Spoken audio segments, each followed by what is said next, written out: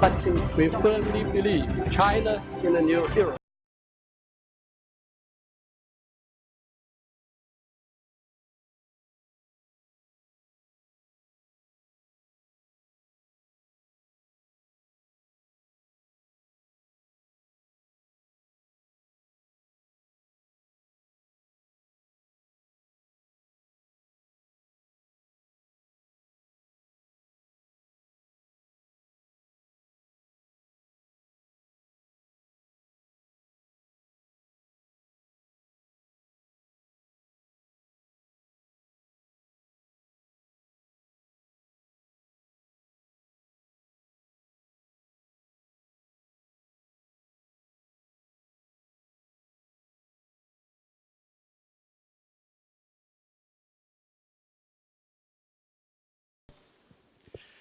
So this afternoon, the Vision China talks continue, focusing on the topic of shared future, better world. And we are very honored to be joined by many distinguished guests, and they respectively are Chairwoman of the CPPCC Zhejiang Provincial Committee, Head of the Publicity Department of the CPC Zhejiang Provincial Committee, Mrs. Ge Huijun. Welcome. Vice Chairman of the Foreign Affairs Committee of the 12th National Committee of the Chinese People's Political Consultative Conference, spokesman for the first session to the 13th National Committee of the CPPCC, Mr. Wang Guoqing. Welcome. Executive Vice Chairwoman of the Translators Association of China, Counselor of All China Federation of Returned Overseas Chinese, Mrs. Tang Wensheng. Welcome. Director General of the Department of Translation and Interpretation of the Ministry of Foreign Affairs, Mr. Zhang Jianmin. Welcome. Deputy Director General, Department of Publicity, Zhejiang Provincial Committee, Mr. Zhu Zhaohui. Welcome. Vice Director of the Division of Higher Education of the Ministry of Education, Mr. Xu Qingsen. Welcome. Director of Training Division, Department of Translation and Interpretation, Ministry of Foreign Affairs, Mr. Sun Ning. Welcome. It's also my privilege to introduce to you some honorable guests of the organizers of today's session of Vision China. From the municipal government of Hangzhou and Zhejiang Province, and China Daily as well. They are Deputy Secretary of the CPC Hangzhou Municipal Committee, Mayor of Hangzhou, Mr. Xu Li. Welcome. Member of the Standing Committee of the CPC Hangzhou Municipal Committee, Head of its Publicity Department, Mr. Qi Xiaohu. Welcome. Deputy Mayor of Hangzhou Municipal Government, Mr. Xie Shuangcheng. Welcome. Deputy Mayor of Hangzhou Municipal Government, Mrs. Chen Hongying. Welcome. Secretary General of Hangzhou Municipal Government, Mr. Ding Digang. Welcome. Standing Committee Member of Chinese People's Political Consultative Conference, Publisher and Editor-in-Chief of China Daily, Mr. Zhou Shuchun. Welcome. Deputy Editor-in-Chief of China Daily, Mr. Qu Yingpu. Welcome. And we are also highly honored today to have with us guests from the leading group of the International Publicity Department of the CPC Hangzhou Municipal Committee. And we are more than glad to have sponsors of China Daily 21st Century Cup National English-Speaking Competition here. Let's meet them. They are Vice President of Coca-Cola Greater China and Korea, Mr. Zhang Jiantao. Welcome. Marketing Director of the New Oriental Education and Technology Group, Mr. Lin Rongfeng. Welcome. Our event today has also drawn attention from international organizations of English study. Let me introduce to you the chairman of the English Speaking Union, Mr. Paul Boeton. Welcome. And also President of TESOL International Association, Mr. Aston de Jong. Welcome. We also have Chen Chunlei, Party Secretary of Hangzhou Normal University, with us today. Welcome you all. As a young adult, globalization has brought to my front people from all parts of the world with diversified backgrounds. However, as we came to realize our differences, we also perceived the common problems we face as human beings. However, what efforts can we make to tackle these problems? And what exactly does shared future mean to us? How can we find the key to building a community of shared future? So to answer these questions, we have here today 3 brilliant guest speakers to talk about shared future, better world. Now, please allow me to introduce the 3 stars of today's show. They are founder of the Europe-China Forum and a global affairs and international relations expert, Mr. David Gossett. Welcome. And also, Associate Dean of the College of Foreign Language and Literature at Fudan University and Associate Chairwoman of the 10th Standing Council of the All China Federation of Taiwan Compatriots, Professor Liu Li. Welcome. Last but not the least, British presenter and copy editor at the China Daily, Mr. Gregory Fountain. Welcome.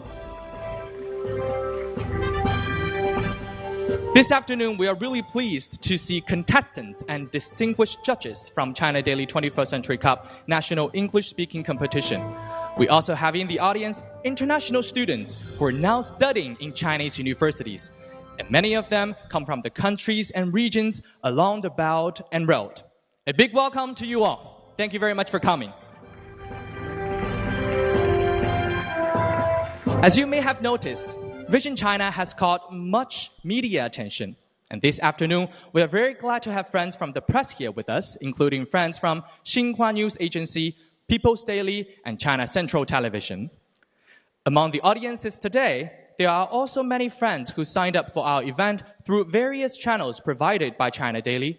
And to those of you who cannot make it to our venue this afternoon, please do not worry. Be sure to join us live on China Daily's website, news application, Weibo, WeChat, Facebook, Twitter, or YouTube channel to catch our live broadcast on Himalaya FM, Tencent, or Bilibili.com. Now, please join me in giving a big round of applause to Ms. Ge Huijun, Chairwoman of the CPPCC Zhejiang Provincial Committee, Head of the Publicity Department of the CPC Zhejiang Provincial Committee, to give some opening remarks. Welcome.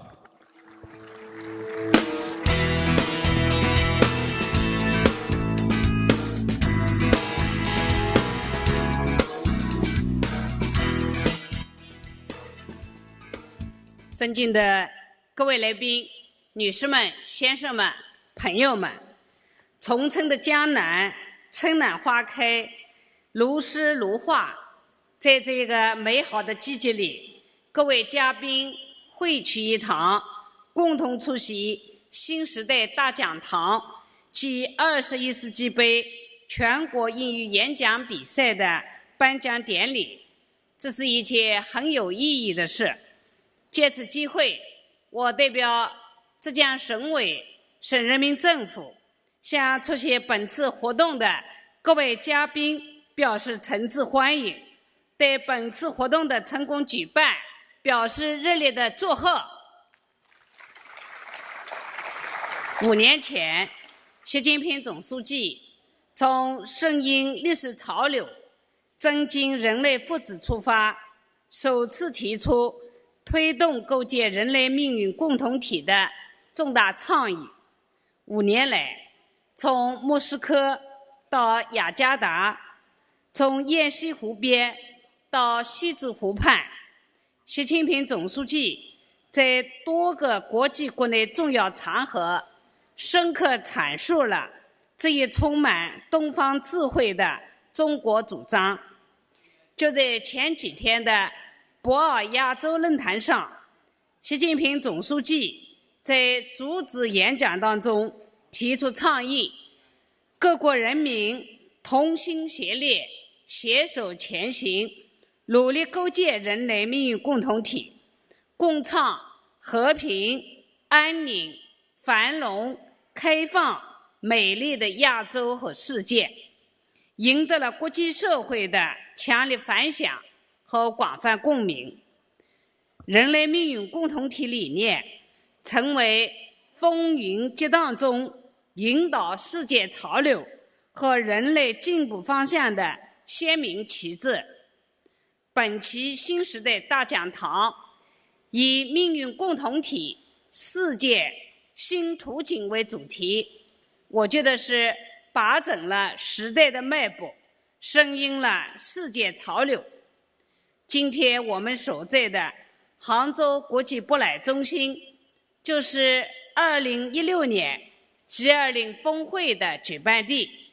恢宏敦厚、沉稳大气的建筑风格，蕴含了开放包容的精神气度，与本次活动的主题也是内在契合。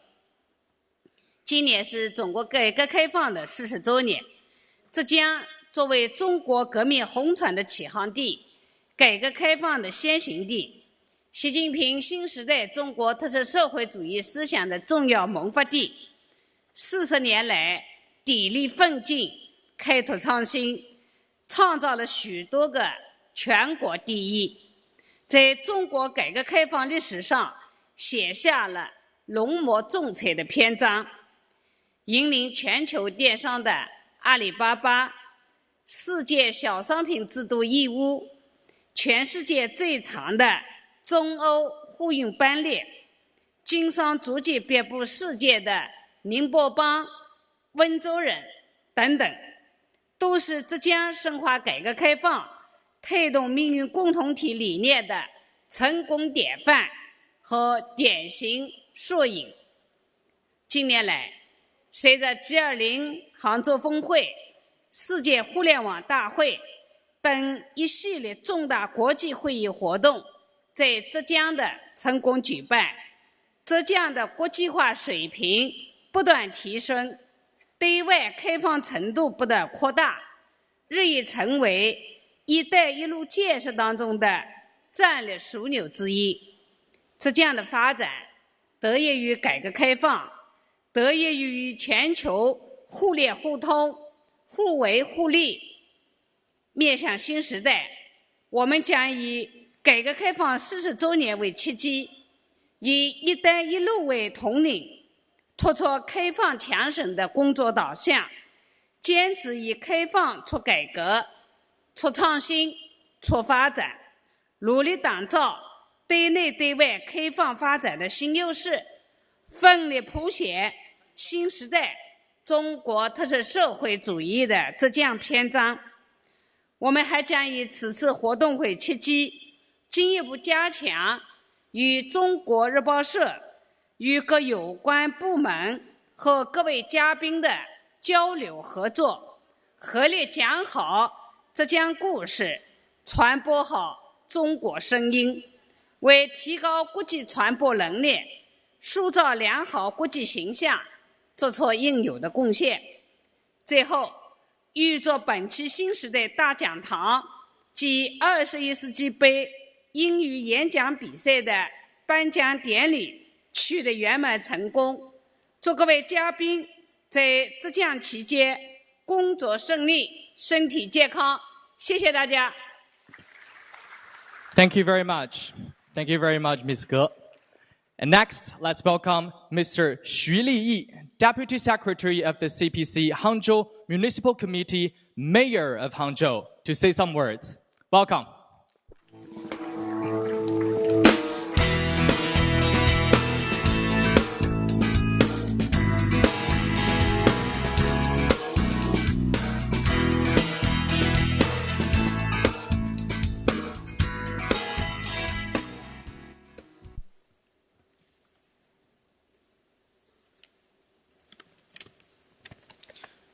尊敬的葛慧君主席、周树琛总编辑、王国清副主任、各位领导、各位来宾，大家下午好。在春光明媚的美好时机，今天大家相约在杭州这座历史与现实相交汇的城市，相会在2016年20国集团杭州峰会的主会场，共同探讨构建人类命运共同体这一重大的主题。首先，我谨代表中共杭州市委、杭州市人民政府，向各位领导和嘉宾的到来表示诚挚欢迎。对来参加第2期新时代大讲堂暨23届21世纪杯全国英语演讲比赛的各位来宾，表示最热烈的欢迎。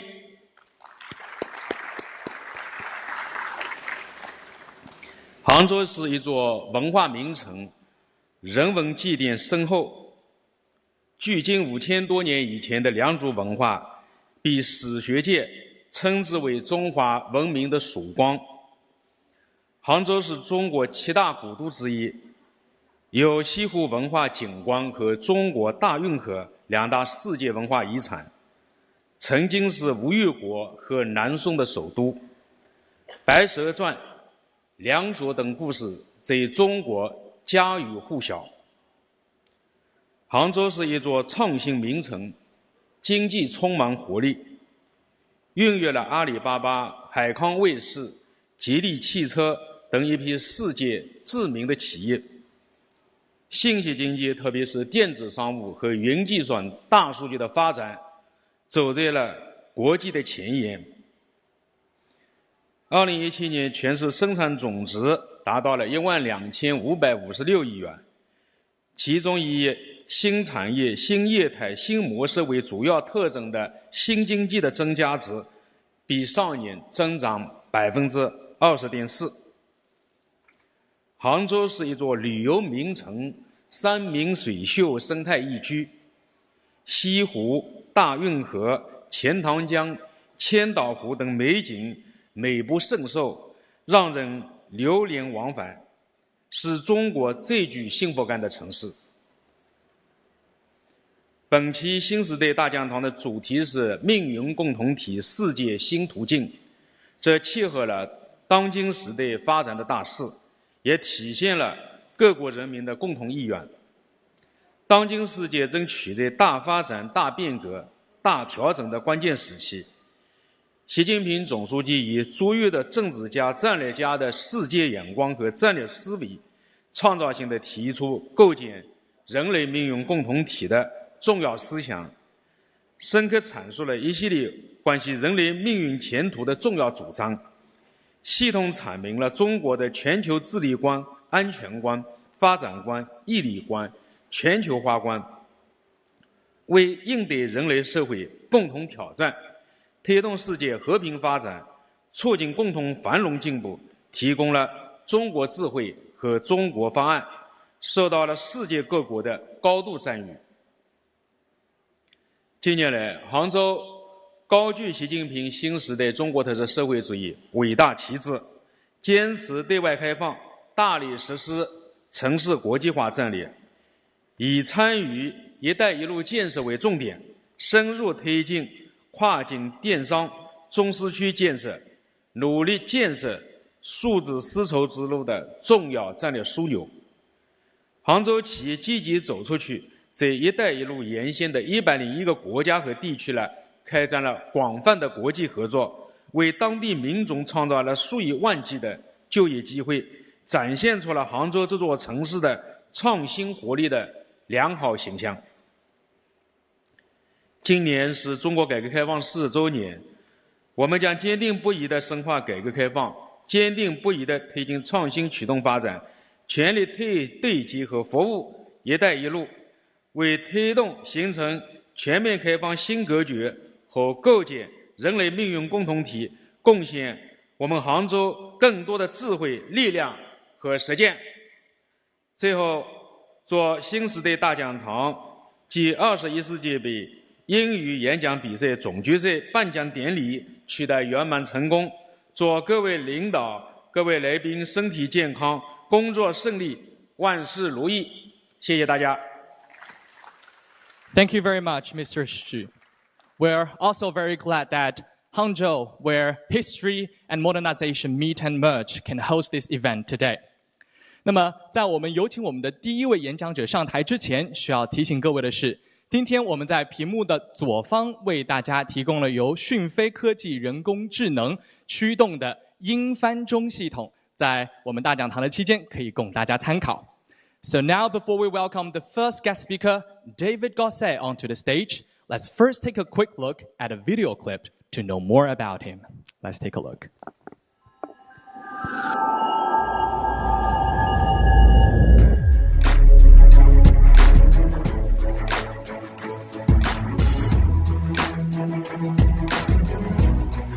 I am David Gossett, and when I look at international affairs, of course, for me, China is one of the most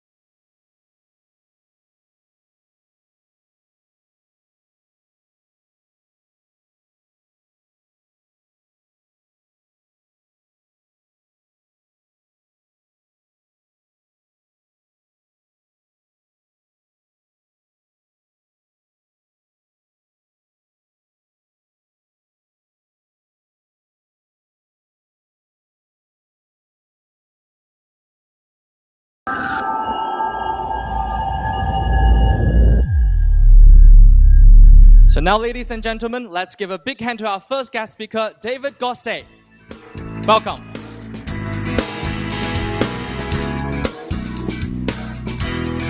Well, thank you very much for this very kind introduction. And I would like, before I begin this very short presentation, because I have 15 minutes, I would like to thank the leaders of the Zhejiang province, the leaders of Hangzhou, and of course all the friends from China Daily, because without you and your team, we would not have this wonderful event today. I am also very happy to be in Hangzhou because I have been working on China for more than 20 years, and I have to tell you, Mr. Mayor, that Hangzhou is one of my favorite cities in China. So it's a real pleasure to be with you today. Before I go and I develop some views on the Chinese Renaissance that I hope also we can discuss, I would like to tell you that, in fact, I have heard the name globalization this afternoon. I think this is a very weak and very poor notion to a certain extent. And what I would like us to do is more to think about the complexity which defines our world, because we live in a world which has never been so complex because of the combination, at least, of 4 factors. The number one is, of course, the demographic factor. Don't forget that today's China is more populated than the world in 1850. We are already 7.5 billion on the planet, and in 2050, we will be around 10 billion people. It means a lot. We could organize all the afternoon around this fact only. It will change many, many things.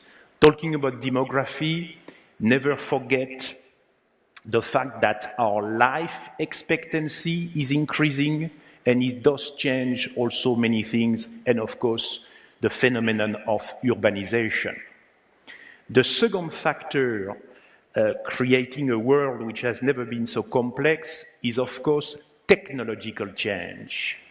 And you are using today, of course, you are in the cyberspace, but remember that it is relatively new because you quoted Alibaba, but Alibaba was created in 1999. Only a company like Google was created in 1998.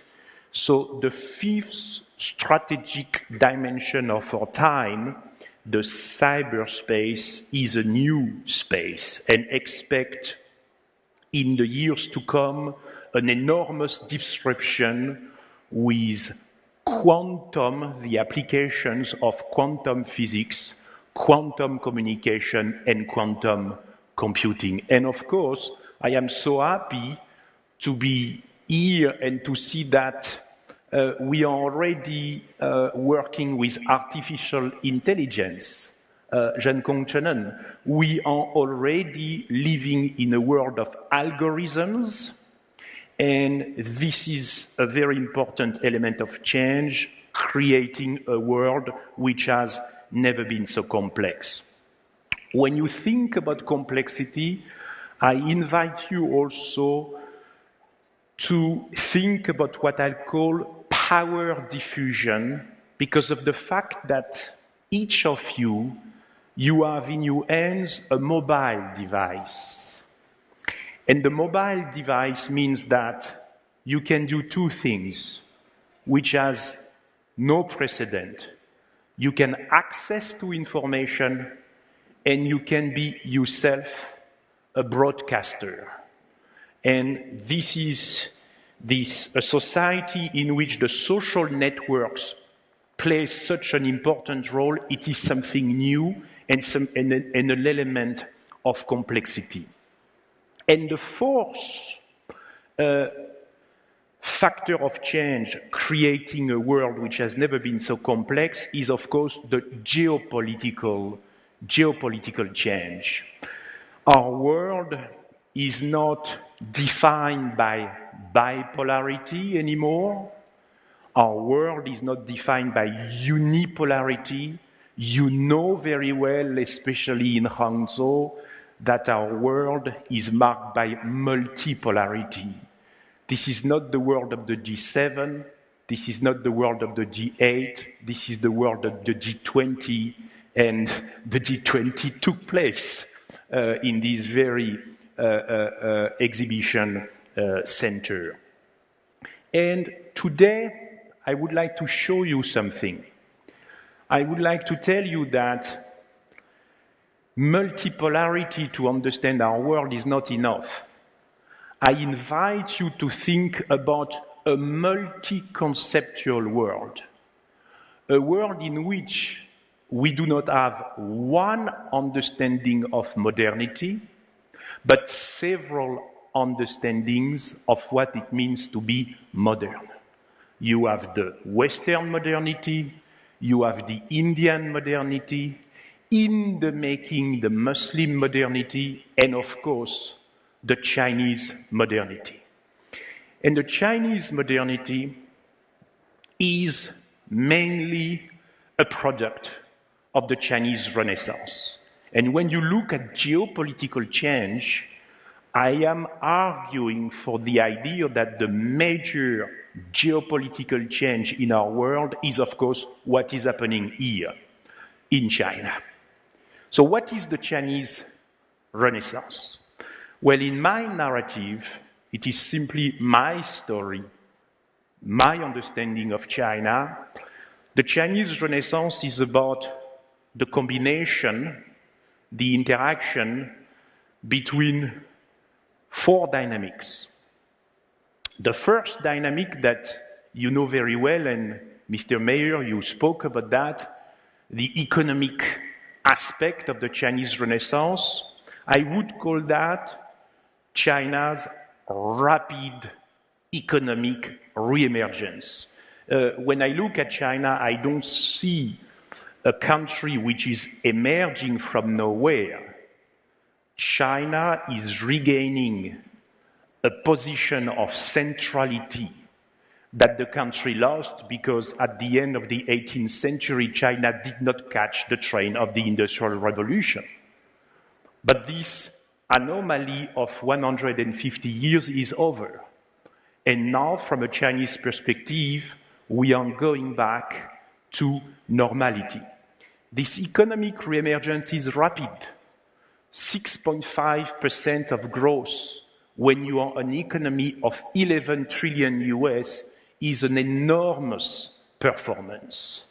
And I am also very happy to see that in China, and this is a very important part of this new era, the growth has shifted, the nature of the growth, from a quantitative growth to a more qualitative growth. And this is very important. This is the first aspect defining the Chinese Renaissance. The second aspect, I would call it China's social-political transformation. The idea that when you compare China with herself, in fact, never, ever before, in the entire history of China, Chinese individuals have enjoyed such a degree of individual freedom.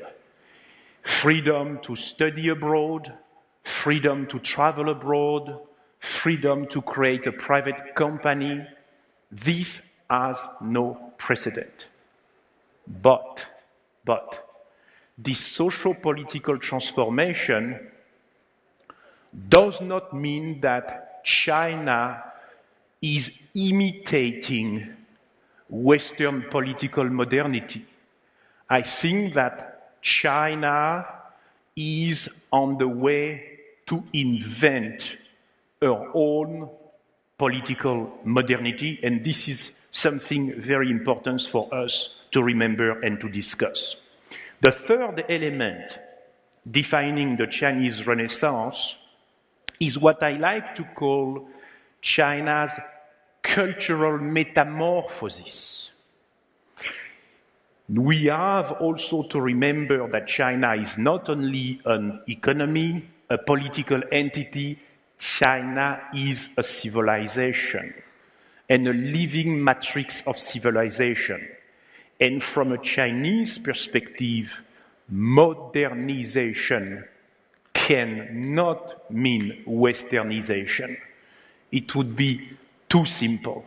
The Renaissance means that at the visible level, China is renewing, reinventing what it means to be Chinese, and at the invisible level, the values, the ideas, China is reinterpreting China's classical tradition in order for China to enter her own modernity.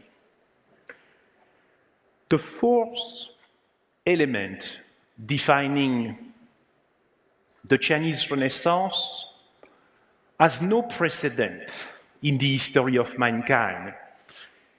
For the first time, this country, China, has decided to project herself globally.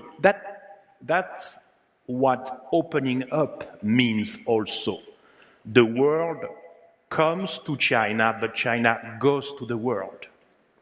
And China has been doing that for several decades through a global projection through goods, technology, people, culture, finance, military, diplomacy, but what is very new at the moment while we speak is that China is also projecting herself globally through ideas. And one of these very important ideas is this idea of a shared destiny for mankind. I will come back to that. But I would like to answer a question. If you agree with what I have said about the elements defining the Chinese Renaissance, would you say that China is a threat to the world? Well, I would not say so. I think that China offers our world an unprecedented historical opportunity. China's economic reemergence means what for the world? Of course, a source of growth. China's socio-political transformation, what does it mean for the world? Of course, this is an element of stability. The Chinese cultural metamorphosis does not threat anyone. The Chinese cultural metamorphosis does enrich our global village. And what about China's global projection? When I would take the two final elements of this global projection, the diplomatic global projection and the intellectual global projection. Think about the Belt and Road. Well, the Belt and Road Initiative is simply the most significant international development project of our time. This is not a project which divides us. This is a project which brings us together, which unites us. And therefore, this is something that all together we need to commit, especially, I have to say, on the Eurasian megacontinent. And look at this global intellectual projection. The idea from a Chinese perspective is precisely to go toward, always closer and closer to this shared destiny for mankind. It is not divisive. It is not against anyone. Again, it is a vision which keeps us together. In fact, it is both inclusive and a factor of integration. And it is why I support and we should support this vision. You know, time flies. I can see the countdown here. I have already spoken for 15 minutes, but I want to finish with a very simple idea. By the way, the very excellent moderator, you are excellent because you won this competition in the past, so you are more than excellent actually, said that you have 3 stars today. Well, certainly the other guests are stars. I am not a star, but I see the stars, the real stars, they are you, the young people, because you are the future. And I have to tell you something.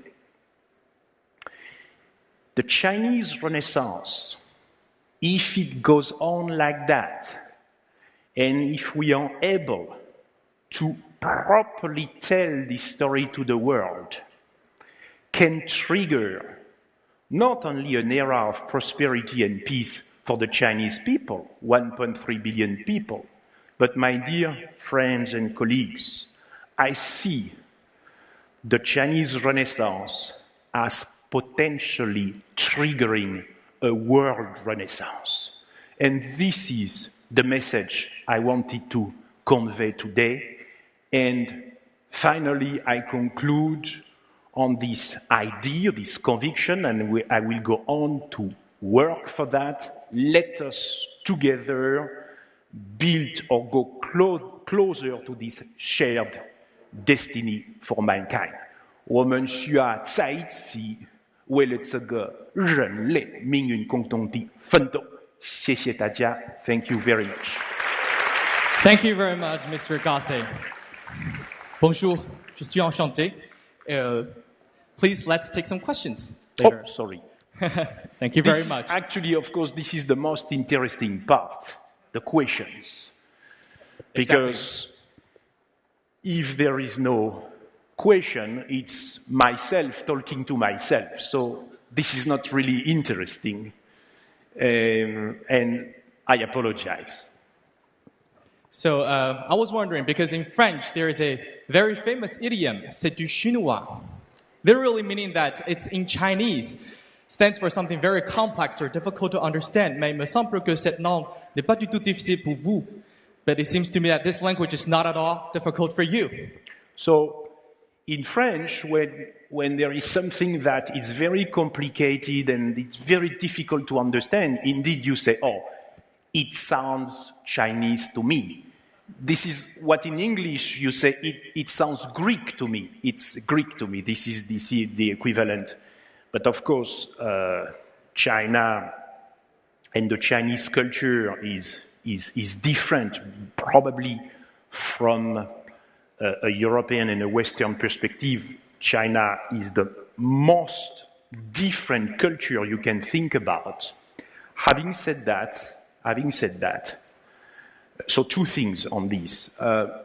Yes, we are different, but remember that difference is also a fantastic leverage for complementarity. Different is a fantastic leverage for synergies. And my advice to the young people, do not try to reduce the difference. It's great to be French. It's great to be Chinese. Because we are different, we can co-build together, co-create together more value. And always remember that difference is the very condition of harmony. Difference is the very condition of harmony. And the second remark, sorry, sir, but I would like to insist that Europeans and Chinese, we like to emphasize the difference. Yes, they do exist, but remember also our commonalities. I repeat, we live on the same mega continent, Eurasia. And Itai-Ilu, the Belt and Road, Itai, it's a more cooperative Eurasia. We have to do it because we live on the same mega continent. Commonality number one. Commonality number two, history. We have this, we are especially sensitive to historical depths.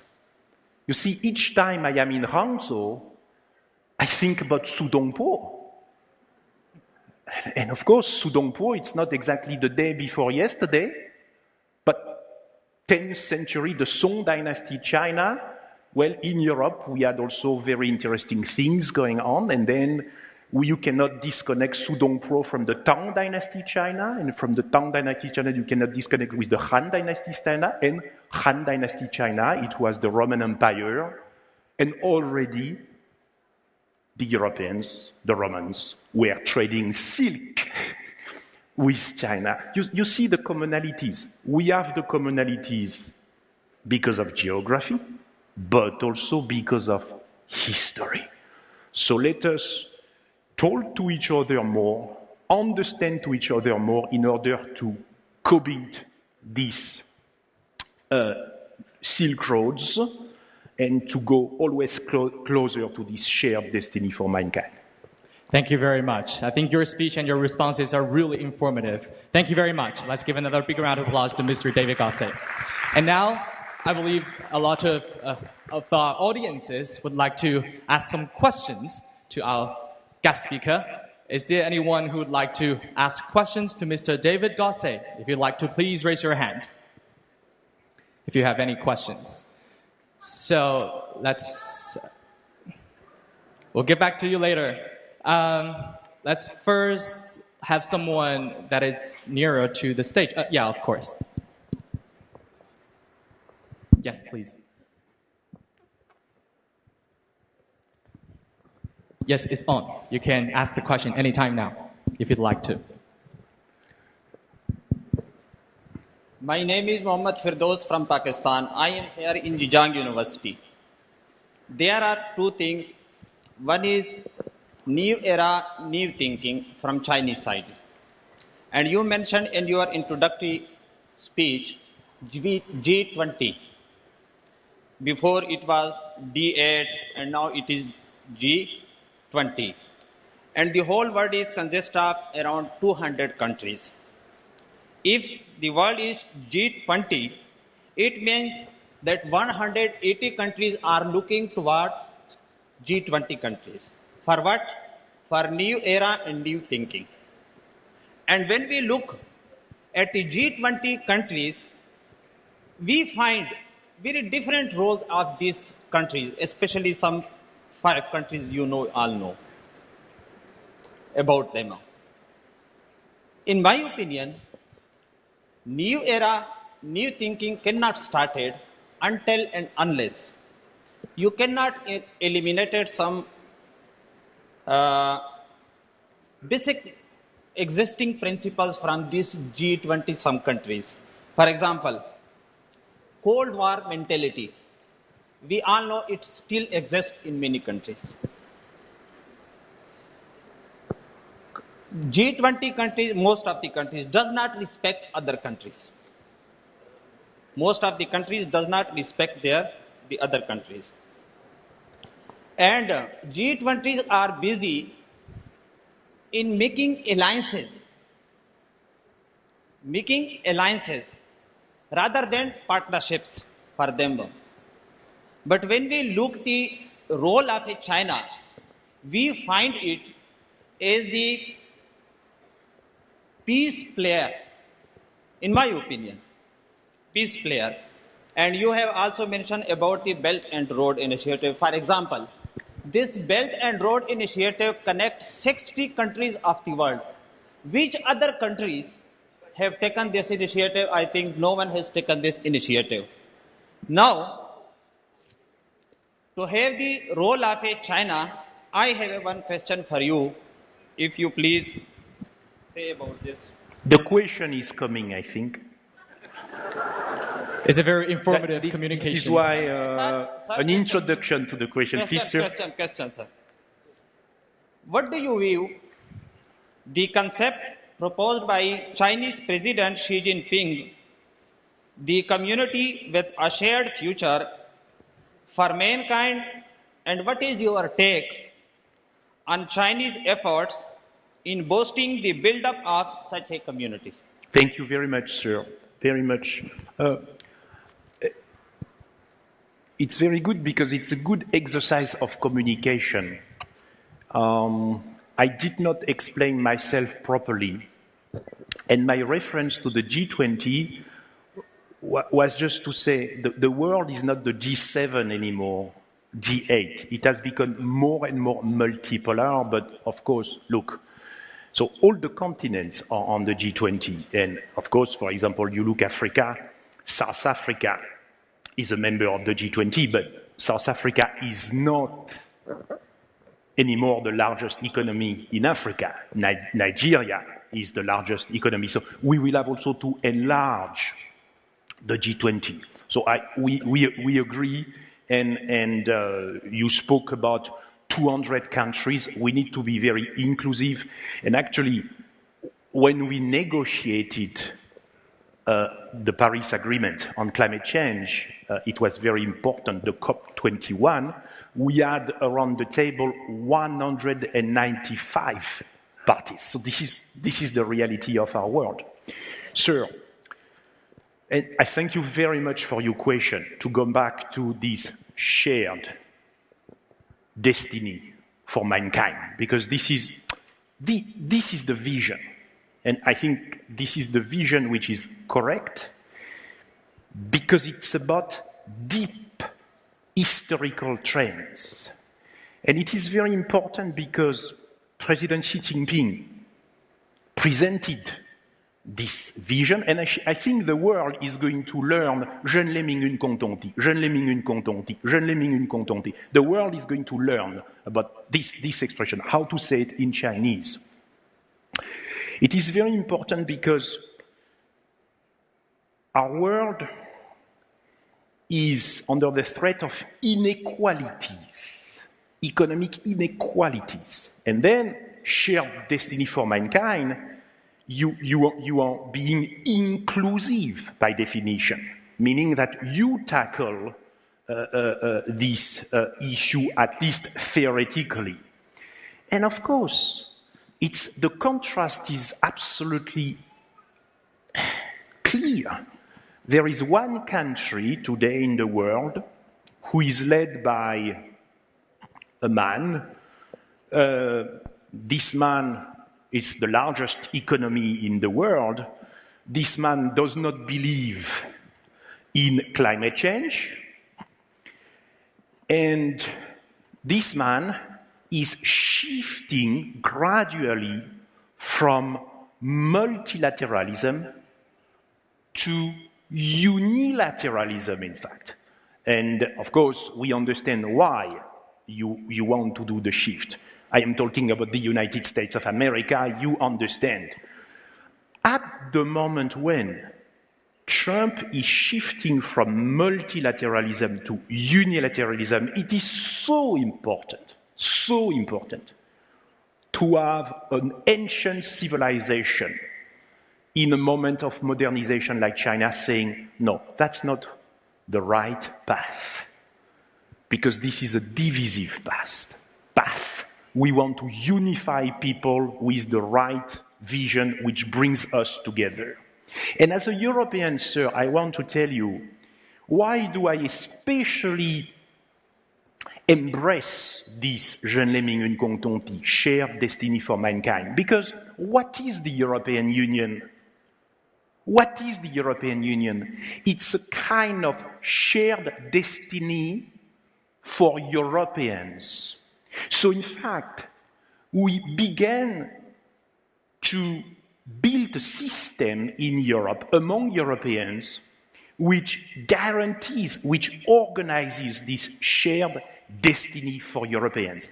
But President Xi Jinping is not talking about China, Asia, he's talking about the world, and I think here, especially Europe and China, we need to work closer to reach this more inclusive and cohesive world. It is why in the short movie I have created the Europe-China Forum in 2002. This is 60 years ago. But I have even more convinced today that Europeans and Chinese, without excluding anyone, of course, Pakistan is so important, as a part of Eurasia, we need to work in this direction. Thank you very much, sir. Thank you very much, Mr. David Gossett. Thank you very much. Now you may take a break off the stage. Thank you. So, ladies and gentlemen, I am very proud to introduce to you the next speaker today. We are from the same university, Fudan University, and her name is Liu Li, Associate Dean of the College of Foreign Languages and Literature at Fudan University and Associate Chairwoman of the 10th Standing Council of the All China Federation of Taiwan Compatriots. Let's first take a look at a video clip to know more about her.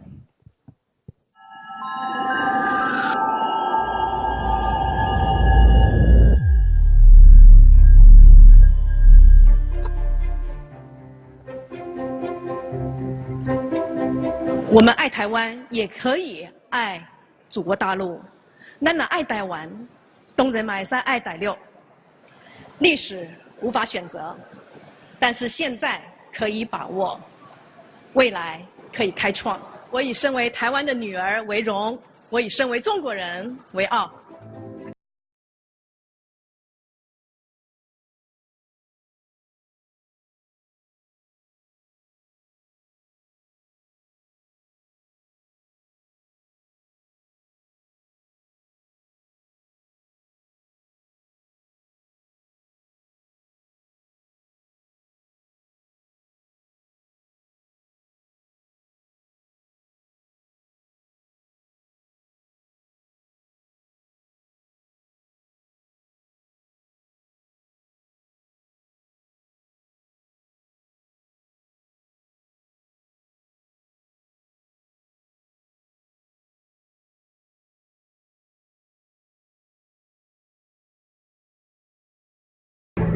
他是老师，更是朋友，也是文学道路上的一个同道中人。我觉得老师他是非常可爱、非常有人情味儿的，他非常关心学生的生活和学习。课堂的参与度非常的高，课程也是比较的严格的，备课十分认真。我们永远爱你，我们永远爱你。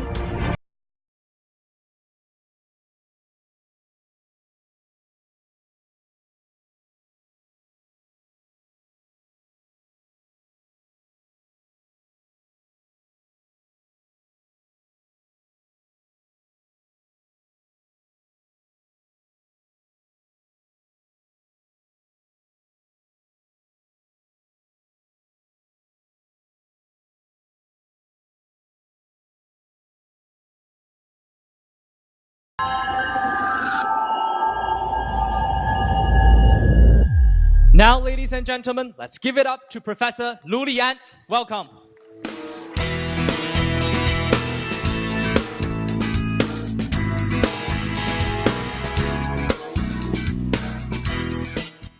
Good afternoon, ladies and gentlemen. I just realized I'm in trouble because only until yesterday I knew that I will only be given 15 minutes here, so I would just rush on. Now, I'm here to talk about how I understand the correlation between the personal and the communal. How the phrase shared future, better world resonates with my life. Well, our theme is so self-apparent that we hardly pause to think about how such high-sounding, intangible notions, such as sharing the future, making the world better, can bear on us personally. To begin with, where and what is this world as we speak? Is my world the same as or connected with yours? Even if we can agree with the expression, our world, do we mean just China? So I shall be talking about how my world comes to be and how I shall like it to be improved in the future. Yet paradoxically, my world did not begin in December 1968. My world, like an onion, is layered. And like an onion, the world can make you teary as you tackle it. I give my talk a subtitle. The personal is political, is historical, is communal, which of course pays tribute to the women's liberation movement. The personal is political.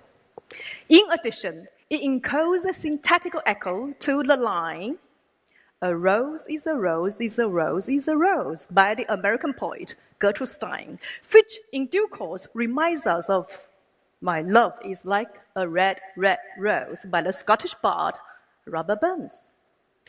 So you see, my point is interconnectivity, a feature of humanity that we cannot afford to ignore.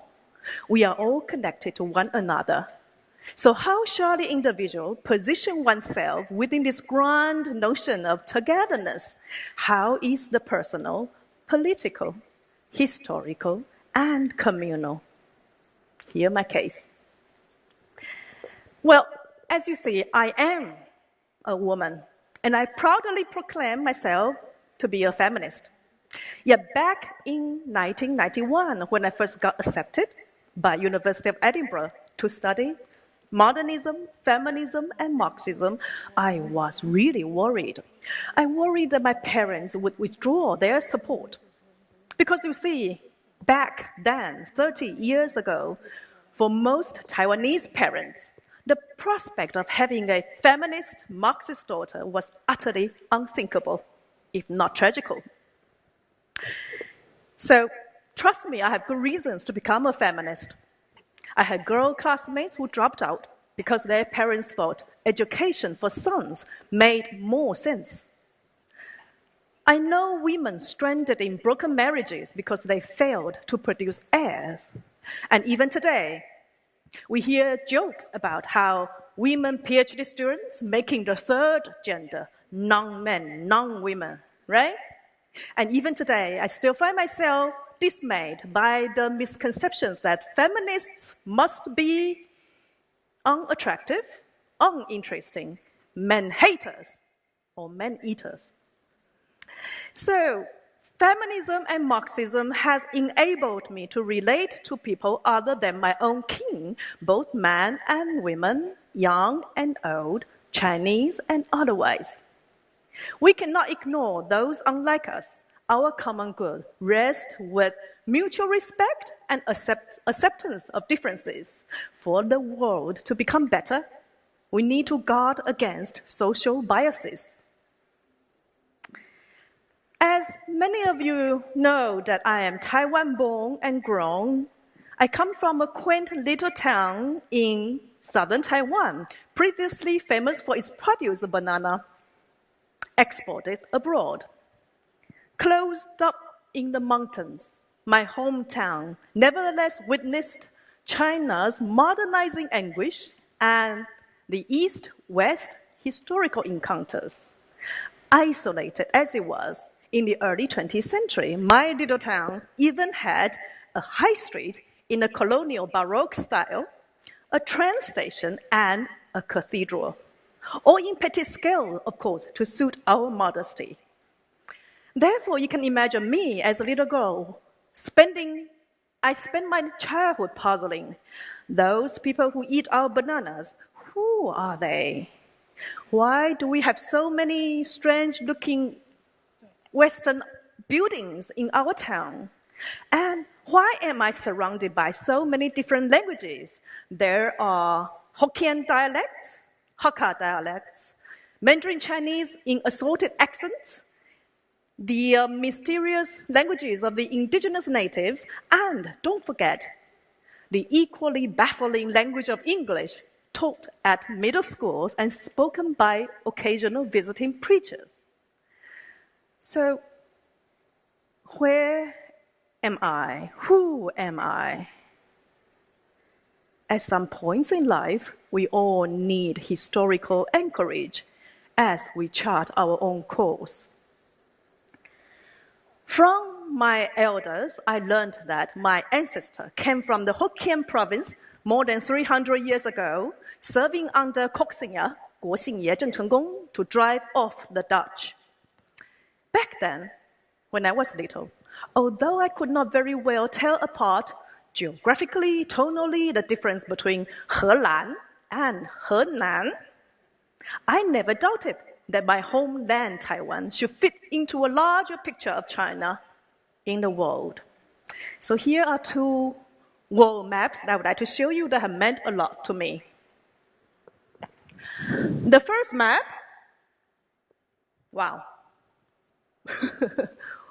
Well, we got the title. The first map is Selden's Map of China and Southeast Asia. Something's gone wrong, I am sorry. But you are welcome to look it up. Oh, here, I'm in the middle of it, sorry. So the first map is Selden's Map of China and Southeast Asia. This map, possibly drawn in the early 17th century and now a possession of Oxford University, yet its significance was neglected until 2008. Scholars are yet to find out who composed it and exactly when. You can see that it's called Selden, yet in fact it is rendered in a Chinese style. What scholars do know is that this map showed a marine navigational method with no Western parallel then. In addition, this map offers surprisingly accurate information on place names and local produce within China's territorial reach and trade influence. In this map, my homeland, Taiwan, is rendered in groups of islets with significant port villages and sailing route to the mainland clearly sketched out. Another map I would like to show you is this one, this Coronelli map of the late 17th century. This map also evidenced the interconnectedness between my homeland, Taiwan, and the mainland, between China and the West. As you can see, this map is a Western map. Here, my homeland is called differently by the West, Formosa.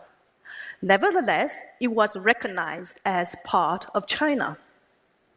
So these maps has offered food for thought for me on how a singular life such as mine can be and indeed is connected with a communal geohistorical continuum of the world.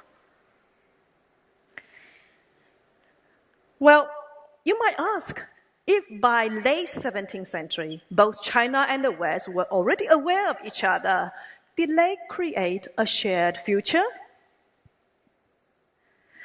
I often wonder why my grandparents, perhaps my great-grandparents too, why my grandparents spoke Japanese and not Mandarin Chinese on top of our mother tongue. My grandpa John lost a brother during World War II who was drafted to work as a military doctor on a Japanese fleet, which got sunk by the USA bomber planes. So what was going on? About the remarkable new culture movement, the May 4th movement, what kind of future did Chinese intellectuals then envision for the posterity?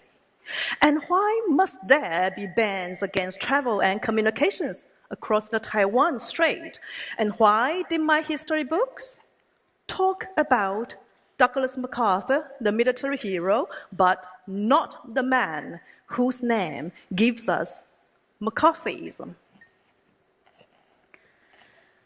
I am often reminded of the interconnectedness we owe one another. I'm aware that short-sightedness and selfishness blind us. We forget that the world is here to be shared, that the world doesn't belong to some superpower or hegemony.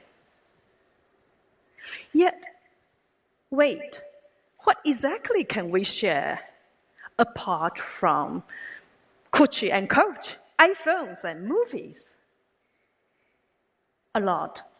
We can share cultures by being open-minded and difference-friendly. We can share social values and ethical observations by not being self-important or imposing. We can share educational devotion and technical development by embracing cooperation rather than competition. We certainly can and must share peace. Here I have a quote from Pascal, one of my favorite philosophers, who said, "Man is but a reed, the most feeble in nature, but he is a thinking reed." Pascal highlights human frailty and weakness and our dependence on nature. Yet he believes that by means of reason, we may yet learn to live a moral, dignified life. I totally agree with Pascal. So here I would repeat and add, humanity is a reed that thinks and feels. For the world to be better, we need both reason and compassion.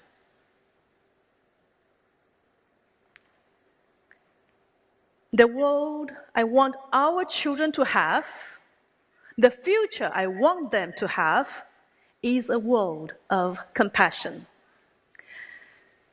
May there be no devastation of war, diseases, poverty, and prejudice. May there be abundance from nature for all to enjoy in gratefulness. May there be food, shelter, warmth, education, and purposeful work for all. May people live in love, hope, and trust. If you visit my college, you will see portraits of trailblazers flanking our major corridor. They are scholars who in the early 20th century went to study at Princeton, Harvard, Stanford, UC Berkeley, Heidelberg, Berlin, Sorbonne, Oxford, Cambridge, UC London.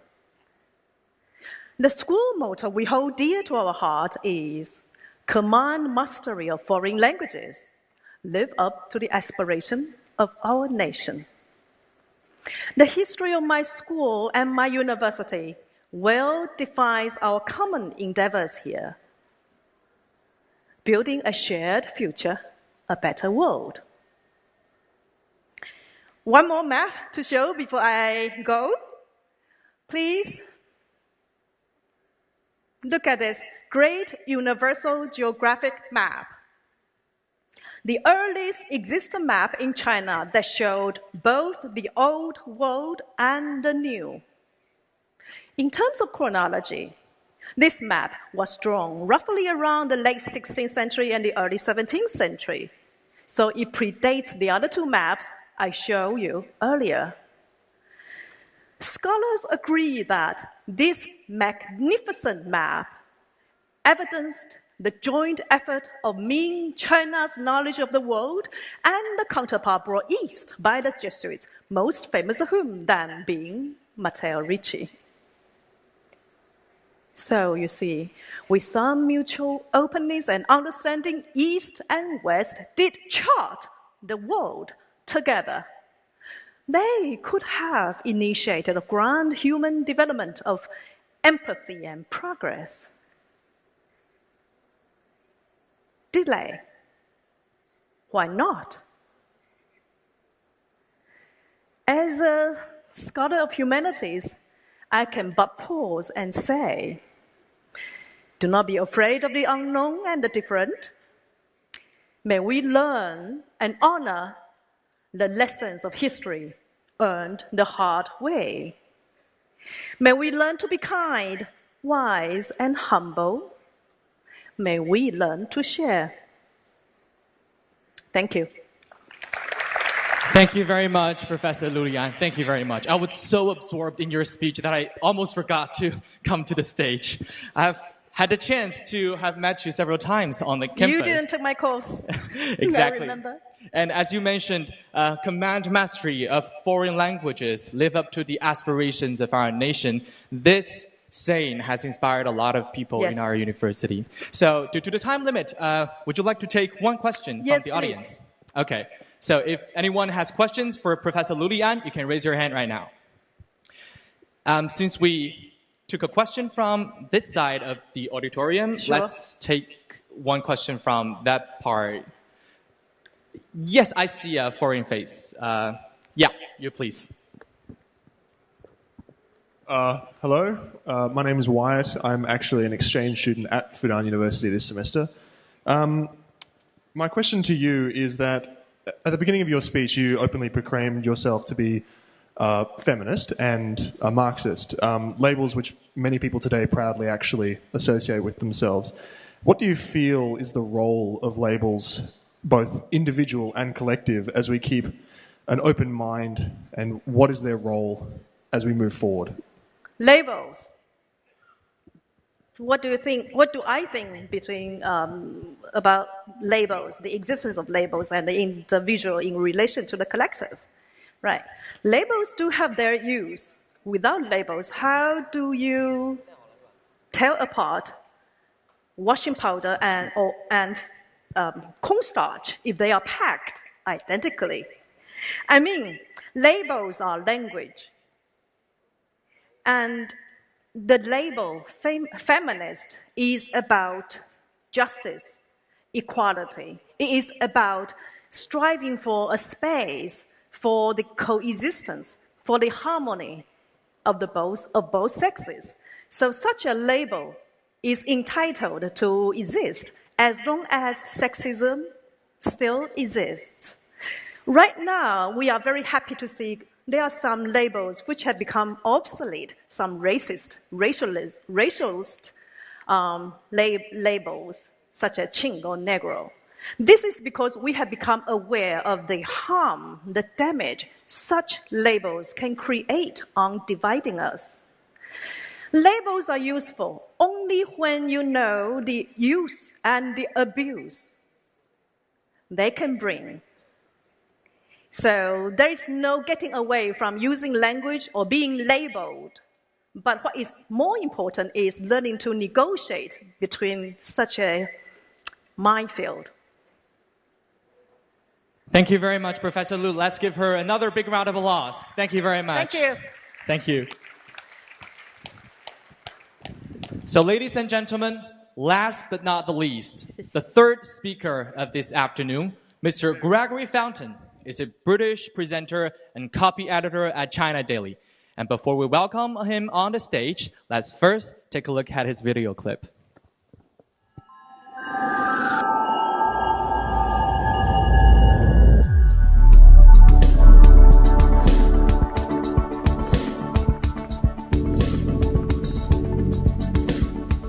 Hi, I'm Greg Fountain. Hi, I'm Greg Fountain. Hi, I'm Greg Fountain. Hi, I'm Greg Fountain. And since moving to China, I've been amazed by the rapid pace of development and have often wondered just what it takes to successfully manage a country of 1.4.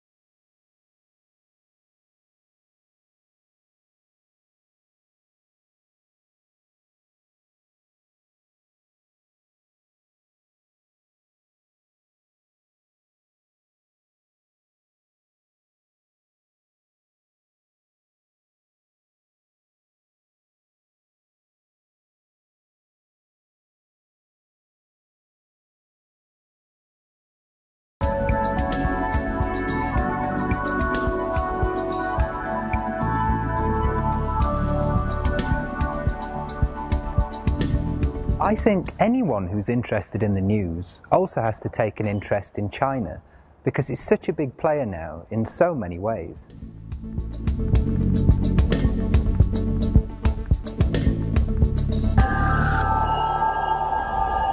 Now, ladies and gentlemen, let's give it up to the very handsome Mr. Gregory Fountain. Welcome.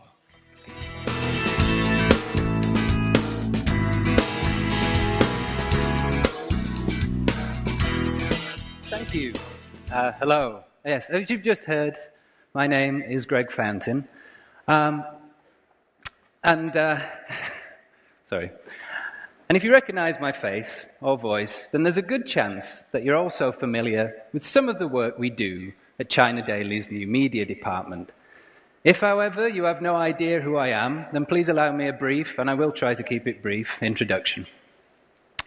Since moving to Beijing a little over 2 years ago, I've hosted a dozen or so of China Daily's Good Luck China videos, which focus on the country's development and achievements, as well as our more recent, longer-form documentary-style series called Decoding the New Era. The process of filming these videos has taken us all the way from Hainan, down in the south, up to the border of Inner Mongolia in the north, and many, many places in between. Along the way, we've documented some of the fruits of China's model of inclusive development, a model that's now being put forward as the Chinese solution to current global challenges. Dubbed a community of shared future for mankind, This vision of comprehensive shared development is based on recognition of the economic interconnectivity of all nations as a global community that's both interdependent and increasingly integrated. As Lawrence Brahm, Senior Fellow at the Centre for China and Globalization, puts it. He describes it as an all-encompassing vision, embracing diversity, multilateralism, and mutual respect, that was born out of China's own rise from relative poverty to economic strength.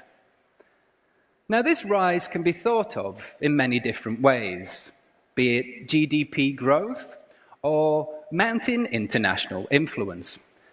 But for today, for the sake of argument, let's think about it in terms of internet penetration.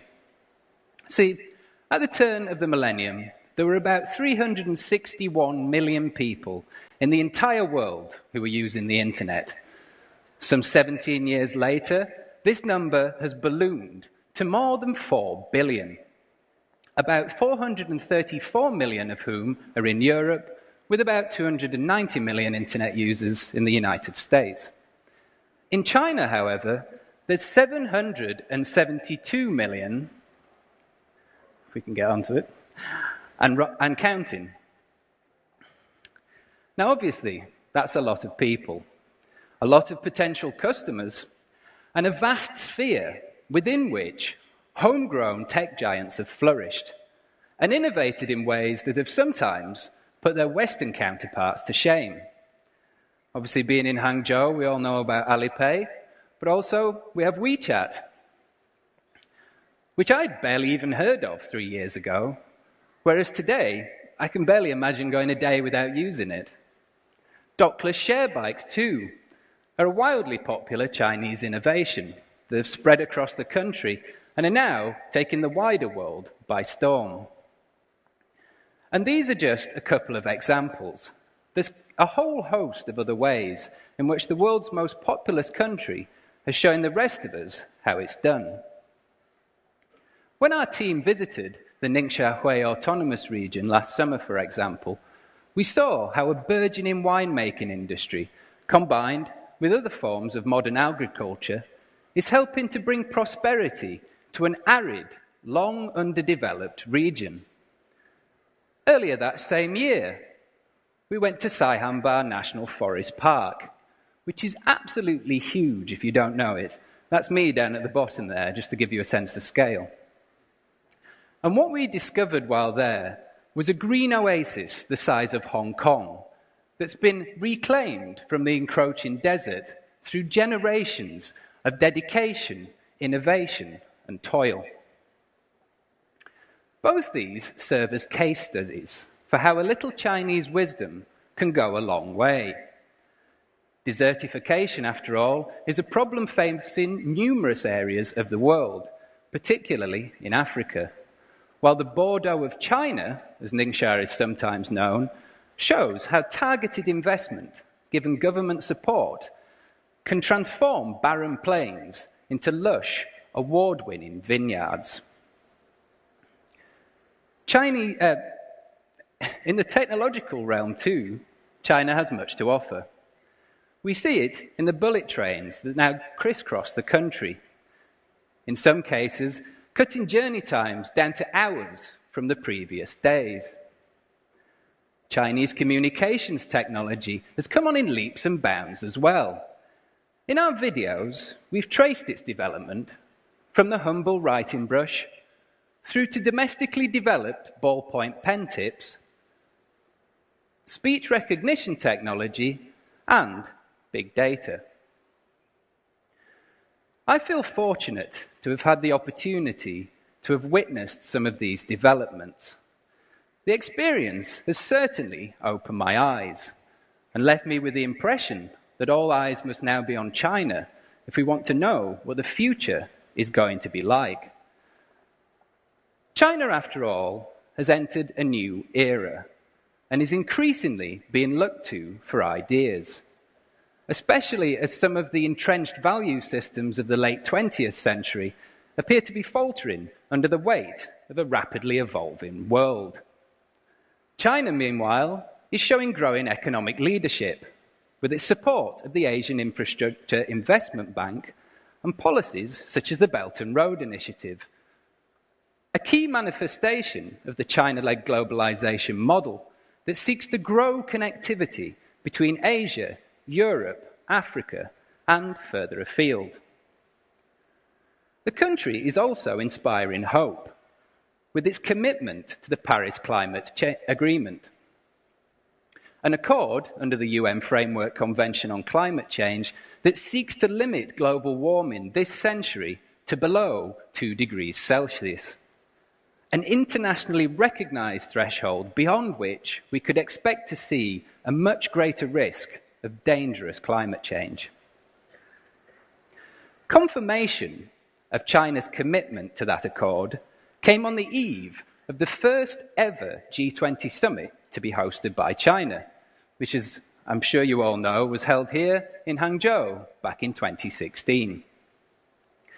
At that meeting, themes of development, inclusiveness, innovation, and interconnectedness were all highlighted. And indeed, the nation proved itself to be the most inclusive host yet, with a record number of guests from the developing world in attendance. Our team actually visited Hangzhou just before that summit got underway to make a video inspired by the logo for the event, a bridge, which you can see here superimposed over the famous broken bridge on Westlake. Now, bridges, of course, serve as a metaphor for connection. They symbolize cooperation. In English, when we talk about building bridges, there's an underlying meaning to the phrase of improved relations, often between peoples who are very different, from disparate backgrounds. Which brings us back nicely, I feel, to the overarching theme, or one of them at least, of today's talks: a community of shared future for mankind. Now, this concept of President Xi Jinping's has won international praise for being a timely, long-term vision underpinning a new global trade order. When compared to the post-World War II model of US-led globalization, constructive Chinese engagement in international affairs has the capacity to create a more equal distribution of trade powers. That's according to former British Trade Minister Lord Green, who was interviewed on the subject back in January. For a viewpoint from a little closer to home, however, we need look no further than veteran Chinese diplomat Fu Ying, who has also chaired the National People's Congress Foreign Affairs Committee in the past. For her, the objective of creating a community of shared future is part of China's recognition of the need to consider wider global interests, help protect world peace, advance sustainable development, and promote international cooperation. She describes it as a celebration of diversity and inclusiveness that respects the legitimate interests and values of all nations, regardless of their social systems or levels of development.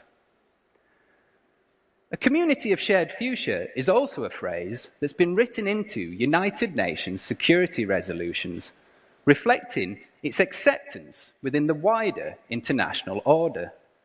For an example of this, we can see on December 24th, the General Assembly adopted a resolution on the prevention of an arms race in outer space, which included the key phrase with the objective of shaping a community of shared future for mankind.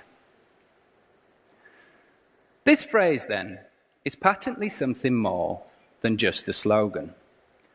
It's a maxim for the whole world, not just China, to live by. Because at its root is the idea that we all share something in common. At least, that's how it looks to me. Because whenever I see this phrase, I see something very hopeful. To me, there's always two words that really stand out: shared mankind. Or to put it another way, shared humanity. And what could be more hopeful than that? Because no matter who you are, or where you're from, which languages you speak, or what you believe, we, all of us, do share something in common. And it's this shared humanity that we must look to in future if the global community we all inhabit is to survive and thrive. Thank you. Thank you very much, Mr. Fountain, for sharing with us your experiences and thoughts. So I have watched also a lot of videos of you on the internet, and they're very eye-catching and refined. And we're definitely looking forward to more in the future to come. I must stress it's a team effort. Some of our guys are over there at the moment. It's not just me. There's a whole team behind the videos. We're definitely looking forward to it. Okay, so also let's take one question from the audience. Sure. What about the center of the auditorium? Is there anyone who would like to ask Mr. Fountain a question? I see a hand over there. Middle there? Yes. I cannot tell if it is a gentleman or a lady. Oh, there we go. Over there. Yes, please. Oh. Yes, now you may ask the question. I think the microphone's off. Yes. Okay. So it's me, right? Exactly. Okay, please. Thank you very much. Good afternoon, Mr. Fountain. I'm a student from Beijing Foreign Studies University, and I have a question for you. In your sharing, you've mentioned that we are creating a community, a shared community for mankind. And what kind of role do you think young people should play in this mission? And what kind of role do you expect yourself in this mission? Thank you very much. Thank you. That's a great question.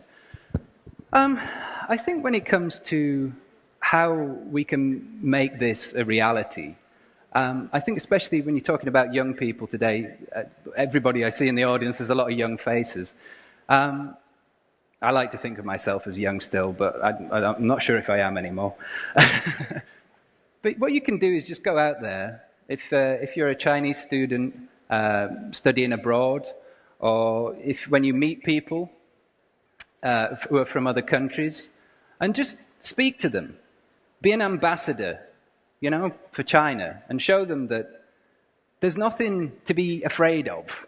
I think too often you see a lot of especially in Western media, you can get China painted with a thick brush of misunderstanding. And the only way to combat that is for people to have a better idea of what China is, what China's policies are about, and the direction that the country's moving in. And as for me, that's something that I hope I can help with a little bit as well, and with the videos that we make at China Daily, is, as we were saying earlier on in the presentation, explain the world to China and explain China to the world. That's what we hope to do. And that's what I hope to do too. Thank you very much. Thank you very much, Mr. Gregory Fountain. But please remain on the stage, since China Daily has prepared some tokens of gratitude for all of our guest speakers today. So, ladies and gentlemen, let's welcome back Mr. David Gossett and Professor Liu Li on the stage. Let's welcome them back. And also, at the same time, let's welcome Mr. Zhou Shuchun, Standing Committee Member of Chinese People's Political Consultative Conference, Publisher and Editor-in-Chief of China Daily, to present them the tokens. Let's welcome. How should we? Maybe David, please stand. Great. Thanks very much.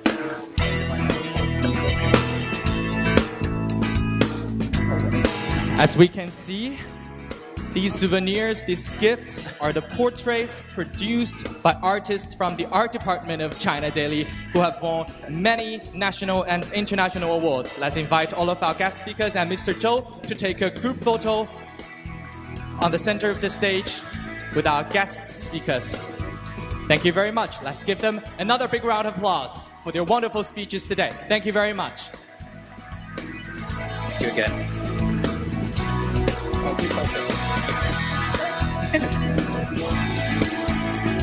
We can see that from these works of art, the sincere appreciation of the organizers to our speakers.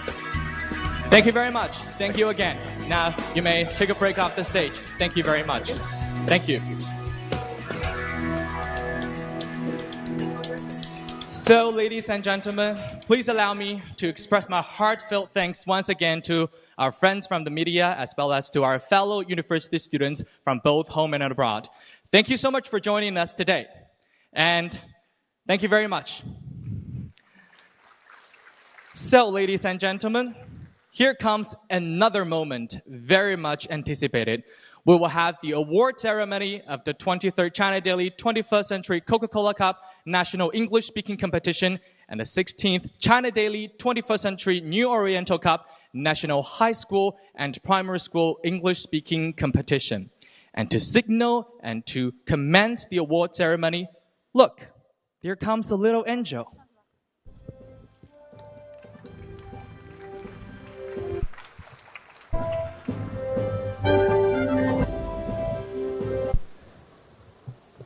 大家好，我是胡楚涵，我是21世纪杯小学组选手，我来自祖国最南端的三沙市。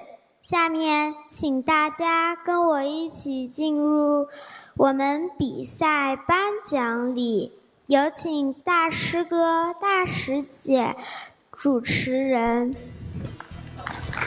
谢谢楚涵，谢谢楚涵小朋友的介绍。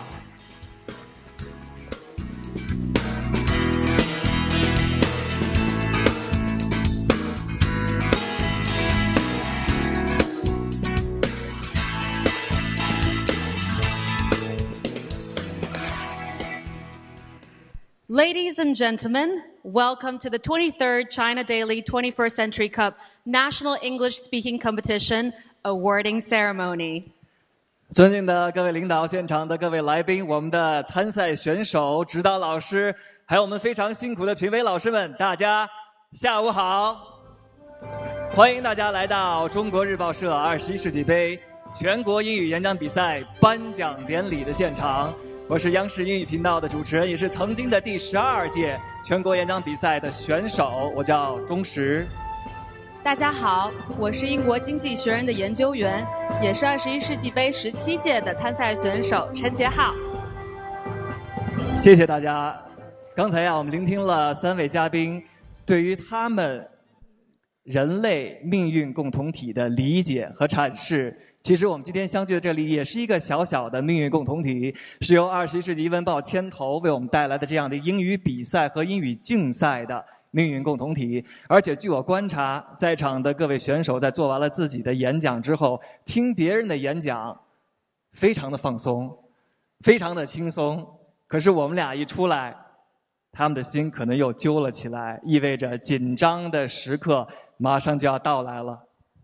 作为参加过6、7年的比赛这个赛事的筹备运营的大师姐，我特别希望借这个机会跟场下的选手说，真的不要太把名次看得特别重，因为当你回忆起来的时候，当你长大回忆起来的时候，真正珍惜的是你当时见到的人所感受比赛的过程。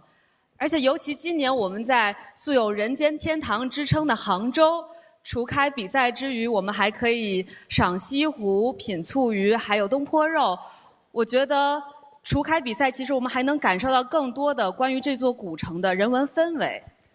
东坡肉呢，今天晚上吃不吃得下去？我觉得主要是取决于待会儿的成绩几何。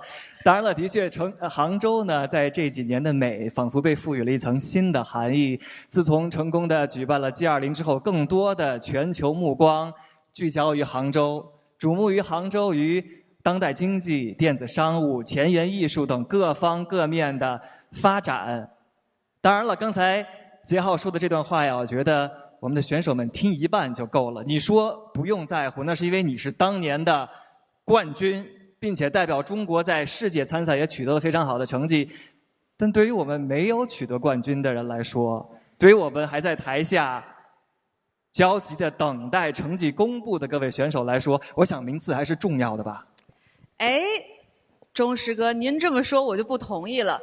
你看我们21世纪每一年选送出的这么多的选手，不管是得了冠亚季还是1等奖、2等奖，大家都在各自的事业上做出了很大的成就。那倒是真的。包括成为了成功的企业家，像你在国家媒体为中国发声，甚至在国家的外交翻译事务上都送出了很多的人才。说到我国的外交翻译事业，我在这必须要为我们外交部翻译司疯狂打 call。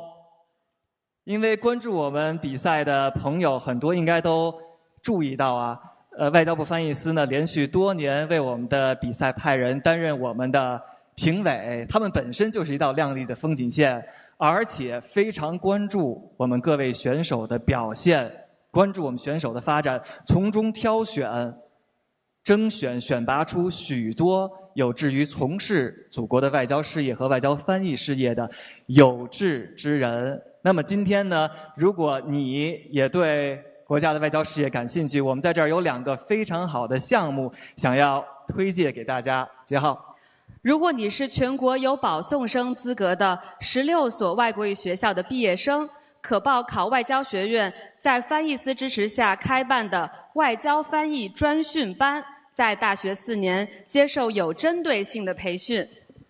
如果你是外交部20所重点生源院校大3或研1的学生，可经由学校选拔参加外交部英语高翻的遴选，获得公派留学和投身外交事业的机会。请大家一定多多的留意注意这2个非常好的项目。那么大家都知道，大学组的英语演讲比赛已经走到第23个年头了，中小学组也已经是第16个年头。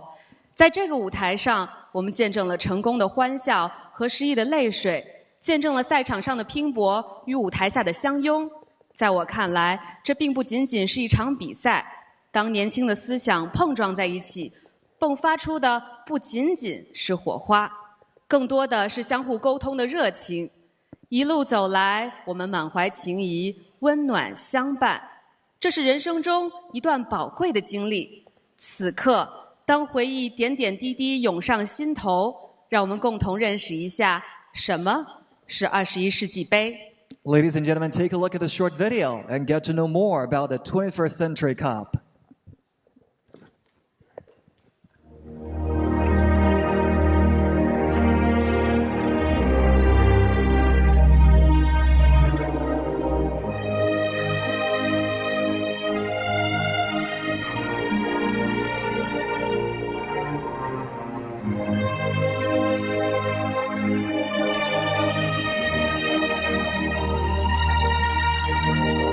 Good morning, ladies and gentlemen. Ladies and gentlemen. Ladies and gentlemen. Ladies and gentlemen.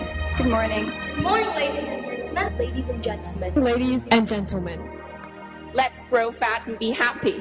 A tiny start to a bumper harvest is faith. In the remainder of my life, walk through many more. One day our dream will defeat the reality. Thank you very much. Thank you. Thank you. Thank you. Thank you. Thank you. Thank you very much.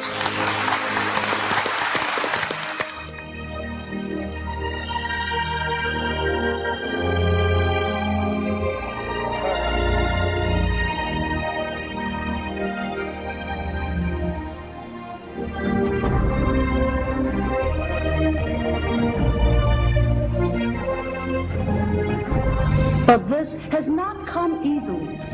That competition made all the difference for me. Gandhi once said that no nation and no culture in this world can live.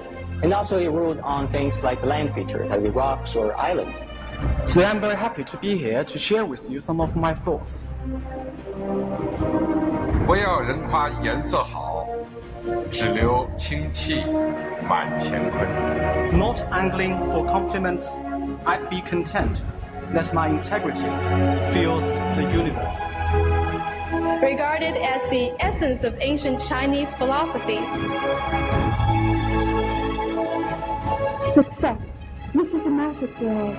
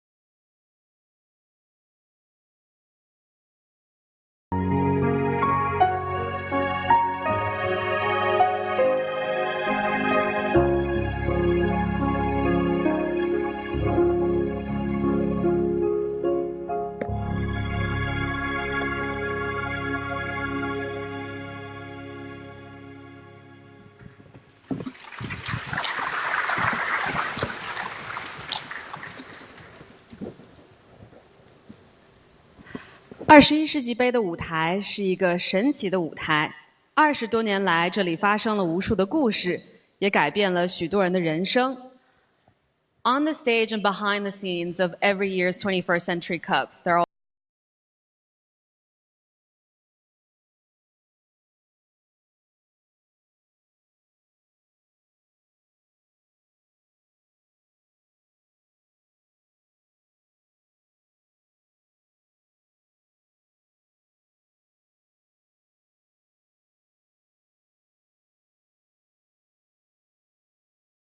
领导来到现场，他们的到来是对我们赛事和选手的莫大的鼓励。We are, of course, absolutely honored to be joined by all kinds of leaders today who grace our event with their presence. We appreciate you for being with us this afternoon. 那么，首先，让我们以热烈的掌声，有请全国政协常委、中国日报社总编辑周树春先生代表主办方上台致辞。有请。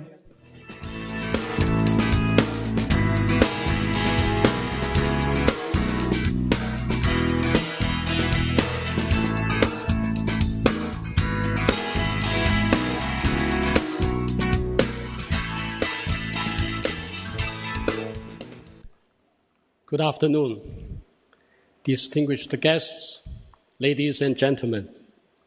It's such a pleasure and honor for us to be here in this beautiful city of Hangzhou to listen to the experts' presentations and present awards to the talented young people from both home and abroad. The second session of China Daily's Vision China was, I suppose, you would agree, highly informative and very interesting. Touching on their personal experience, the three speakers gave profound and accessible interpretations of General Secretary Xi Jinping's important idea of building a community with a shared future for mankind. They contributed their particular wisdom as to how to further promote exchanges and cooperation between China and the rest of the world, and as to how a global community with a shared future can be built in partnership with everyone. There is no doubt the speeches offered deep insights into the far-reaching significance of the shared future concept. As China moves into its new era, I believe the implications of the theory will be further revealed to the world and inspire people from all over the world to actively participate in the endeavor of building a better world. I'm sure we all agree that if we are to succeed with our great cause and build this community with a shared future, it cannot be done without active involvement on the part of the youth. President Xi Jinping once said, and I quote, "I believe that life is meaningless for anyone without faith, without dreams, without concerted endeavors, and without contributions. I hope that you can create your own wonderful life while making the Chinese dream come true, since you have never been given a platform as spacious or as promising as this. Without the support of all sectors of society, however, young people cannot grow to be the pillars of future we want them to be.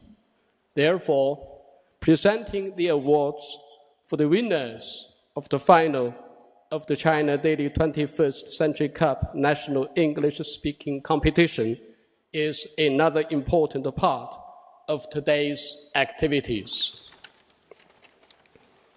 Both the theme of the preliminary contest, Belt and Road, China and the World, and that of the final, the new era, China, and the world aim to guide and inspire young students to think about the future of our country and the world so that they can devote themselves to realizing our dream of national rejuvenation.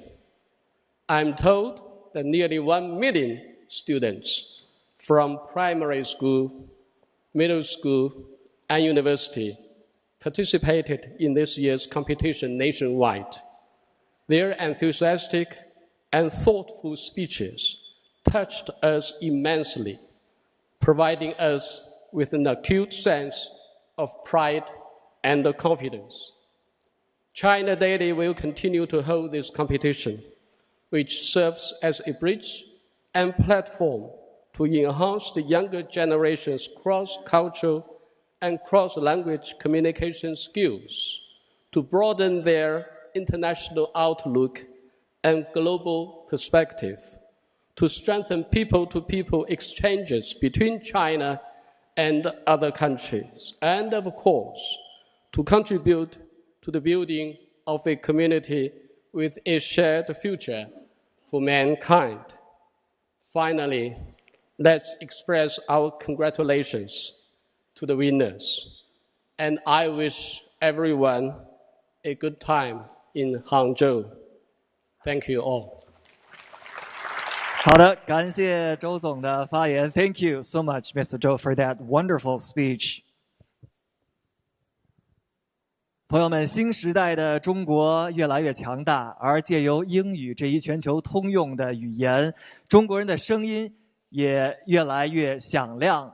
在此呢，我们非常自豪地与大家分享，今年是我们历史上规模最大的一次赛事。We are very proud to tell you that this year has been the greatest and biggest in size in the history of the 21st century National English Speaking Competition. 我想接下来的这部短片或许能让大家对今年的赛事有更全面的了解。Let's get to know more about this year's competition through this video clip.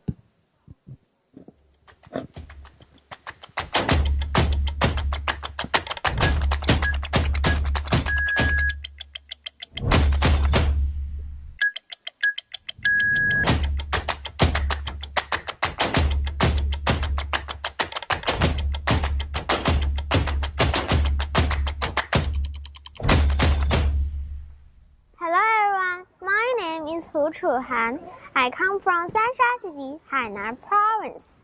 The school is named at Sansha Yongxin Primary School. 听说还有500多位哥哥姐姐通过不同的比赛通道来到这里。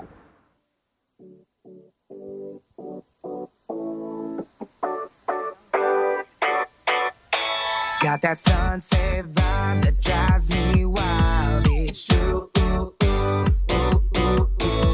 That don't care style that makes me smile. It's you. You hit me like an earthquake. First date, Abercrombie soulmate. We can do this all day.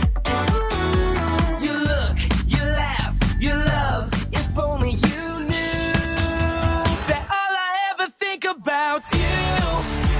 Always give me tongue tied.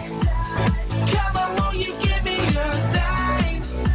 Baby, tell me you're mine. You're all I ever think about. 我给自己今天的表现打8分，7.5，1分，6分，6、7分吧，8、9分吧，可以打10分了吧 ？Maybe I can get a very high score。因为我本人比较自信，那就打10分吧。刚才在准备试的时候还有点紧张，但是真的到台上也就还好了。中间有一段还是语无伦次了一些，感觉自己还需要加强，跟其他高手学一下。山外有山，人外有人。这个比赛对于学外语的学生来说，应该是非常有名的。演讲这东西很考验你的综合能力的，不仅你的口语、你的思维，还有临场应变。这整个过程中，我学到了非常非常多，认识到了非常非常多的朋友。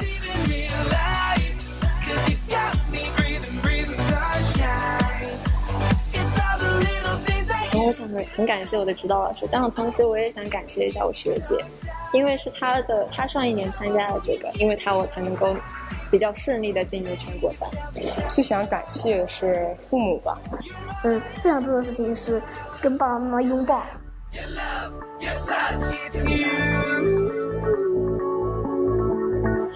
All too often we think of English as a subject that we study, but English isn't about that. English is about a language of communication. 一带一路这个主题选择的比较好，而且呢，就是我觉得这个大学生都对这个主题有非常深刻的理解，这一点给我留下了深刻的印象。你对杭州印象是什么？我第一反应会想到苏轼和白居易。马云。小笼包，还有那个西湖醋鱼，还有那个糖醋排骨，都贼好吃。哎呀，一个城市里面全都是绿色的，就特别的养眼。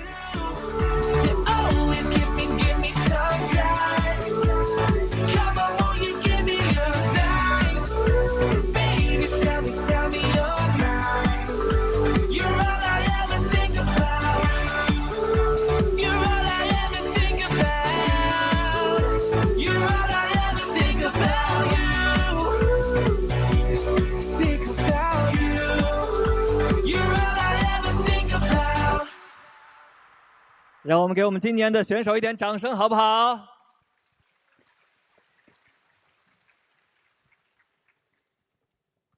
钟石师哥，我不知道你刚刚在看那个视频的时候是什么感受，但我就想起来，就是我小时候第一次买这个21世纪，那时候有出书本，后面附着一个 VCD， 还是那种画质特别的 pixelated， 非常暴露年龄的一段回忆。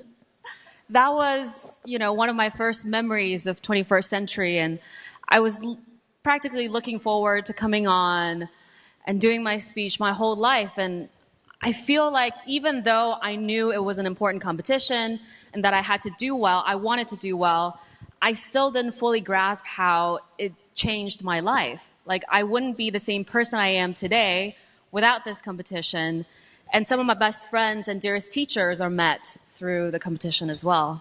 我想刚才杰浩分享的这些他非常个人的经历呢，对于我来说，还有对于今年的参赛选手来说，都是非常感同身受的。大家呢，经过赛前长达几个月的艰苦准备，到了比赛中非常非常紧张的现场气氛，到了现在等待颁奖的同时，还是心里忐忑不安的一种悬疑感吧。我觉得是一场非常奇幻的旅程，不管最后的结果如何，不管今天的名次如何，等到最后回想的时候，一定都是一段非常甜蜜的回忆。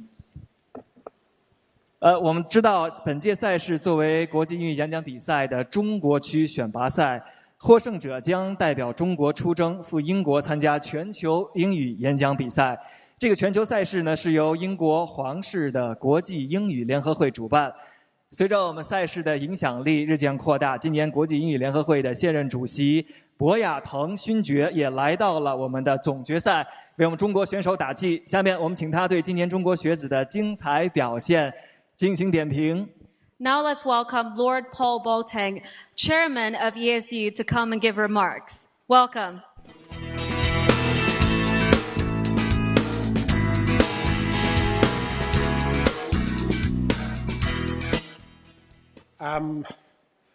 Madam Chairwoman, Mr. Mayor, Mr. Editor-in-Chief, distinguished members of the party and municipality, sisters and brothers, thank you.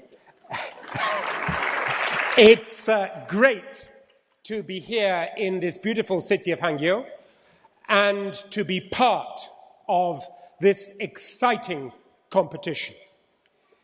This morning, during the finals, we heard from one of the very many talented competitors this contribution, which speaks directly to the theme of our gathering here today. He said this: "The world is at a crossroads between cooperation and confrontation. Between cooperation and confrontation. That's the choice we have. China Daily the Ministry of Foreign Affairs, the municipality, all of you, by your presence here, have made that choice. And it is for cooperation. Cooperation, not confrontation. I've been privileged in my very short period in this city to visit Westlake. I only have 36 hours. In 2.5 hours' time, I'll be on a plane. I only had 36 hours, but there was something I had to see. I had to go to Westlake. And I saw the broken bridge. I saw the mountains and the temple. But I went to 2 other places which will linger always in my memory of this city. I went to the Museum of the Exposition of 1929. I went also to the Historic Museum of the CPC. And if you see nothing else in your visit to this city, please go to those 2 museums. It was a rainy day. It was good for museums. And I tell you what I took away from those 2 places. These themes: national dignity, cultural respect, economic growth, and mutual understanding between peoples the world over. Those themes shone out from that visit to those 2 places. And isn't that really what the new era is all about? It's about that vision, a vision that can only happen if we learn better to communicate with one another. Effective communication has to be at the heart of all we do. And the English-speaking Union, which celebrates its 100th anniversary this year, is so pleased to be working with China daily in order to promote effective communication. And so let's celebrate the young people you are about to see come up on this stage and receive their awards. Let's celebrate them. Let's celebrate their parents. Let's celebrate their teachers. And let us remember always that a community of shared future demands that we shape it, that we form that future through effective communication. Thank you very much. Thank you, Lord. Thank you, Lord Boateng. 那么现在就开始到我们最激动人心的时刻了。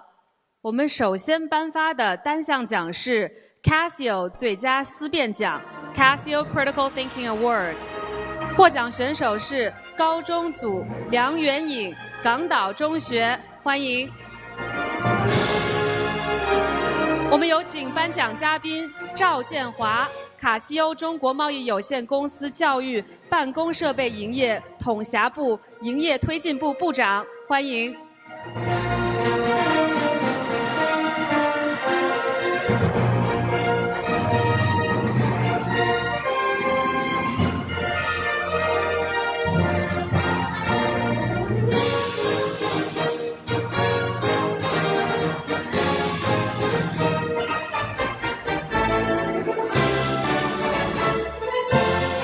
好的，再一次恭喜我们的梁元颖，同时呢，感谢赵总为我们颁奖。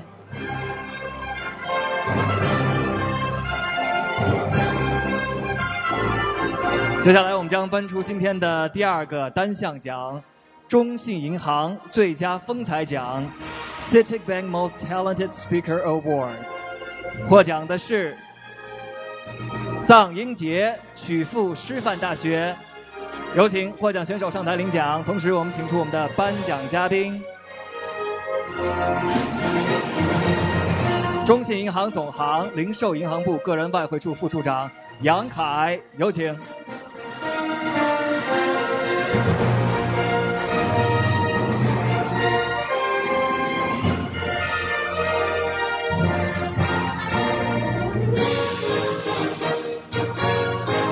恭喜我们中信银行最佳风采奖的获奖选手，同时呢也感谢我们的颁奖嘉宾，感谢。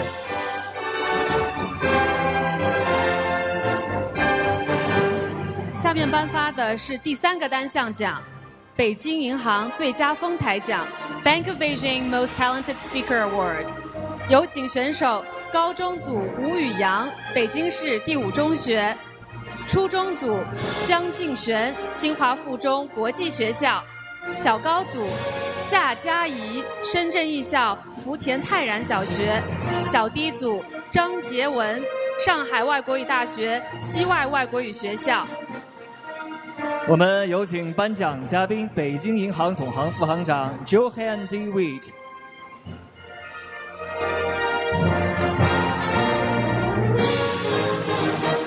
好的，请我们的礼仪小姐将我们的奖杯、奖品还有鲜花送至我们的舞台上。现在我们正在颁发的是北京银行的最佳风采奖，获奖的是来自北京市第5中学的吴宇阳高中组，来自清华附中国际学校的江敬璇初中组，来自深圳艺校福田泰然小学夏佳怡小高组，以及来自上海外国语大学西外外国语学校张杰文小低组。 Congratulations， 再次恭喜大家。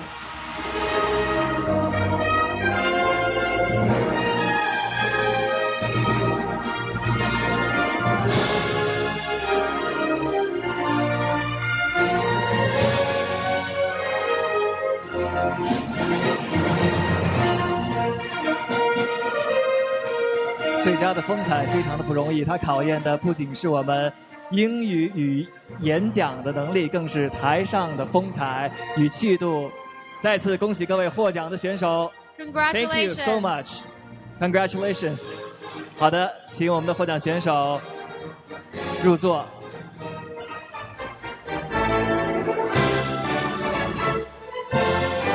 接下来为大家颁出的是吏部最佳风采奖 Future Leaders Institute Most Talented Speaker Award。 获奖的是杜红玉长沙怡雅小学。我们有请颁奖嘉宾吏部英语总经理曹伟为我们的获奖选手进行颁奖。我们的奖品包括价值1000元的吏部英语分级阅读套装的书籍。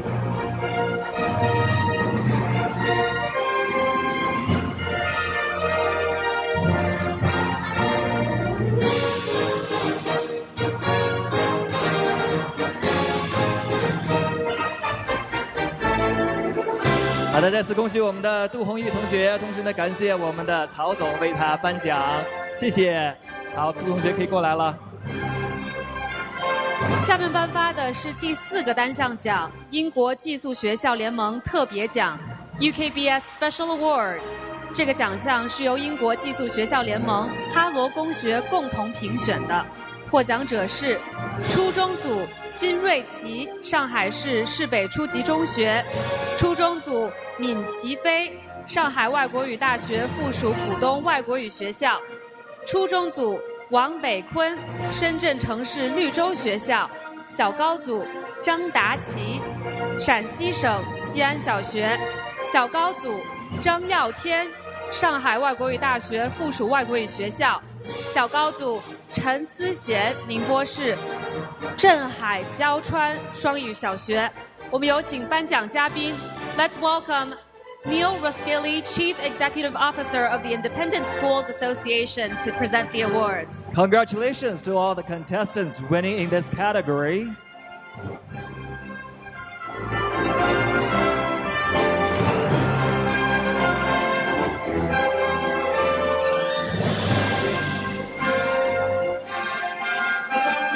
我们再为大家介绍一下获得我们英国寄宿学校联盟特别奖的选手，他们是上海市市北初级中学的金瑞琪，上海外国语大学附属浦东外国语学校、外国语大学附属外国语学校。他落座 New Oriental Cultural Ambassador Award， 原市场部总监林荣峰以及新东方杭州。请我们的颁奖嘉宾刘步和我们的获奖选手合影留念。好的，在奖的意义。新东方到现在已经25年了，在过去25年里，我们其实一直在致力于促进中国教育的发展，以及说孩子们的全面的成长。做的持续的这样的合作落地，我们也很高兴的看到说，每一年我们的这个赛事不断的得到快速的成长。在这过程当中，我们能够看到有非常多的年轻的孩子，他们在这个舞台上面不断的代表中国最优秀的这样的演讲的能力，并且不断的去冲击我们世界英语演讲大赛这样的一个世界级的赛事荣誉。所以在这过程当中，我们通过组织这样的一个奖项，去来鼓励我们所有参与这个赛事的这些年轻人，让他们能够进一步的去碰撞他们自己的思想，展示他们非常好的这样的一些思维，然后呢，不断的成为一个更好的世界公民。像这样的工作，这样的努力，我们希望说未来能够不断的进一步的去跟整个社会去跟大家去共同的去来向前推进。我们大赛的成功举办和不断的发展，离不开像新东方这样优秀企业的长期的持续的支持。感谢您的到来，感谢新东方的支持，谢谢林总，也希望新东方继续支持我们的比赛。谢谢林总，谢谢。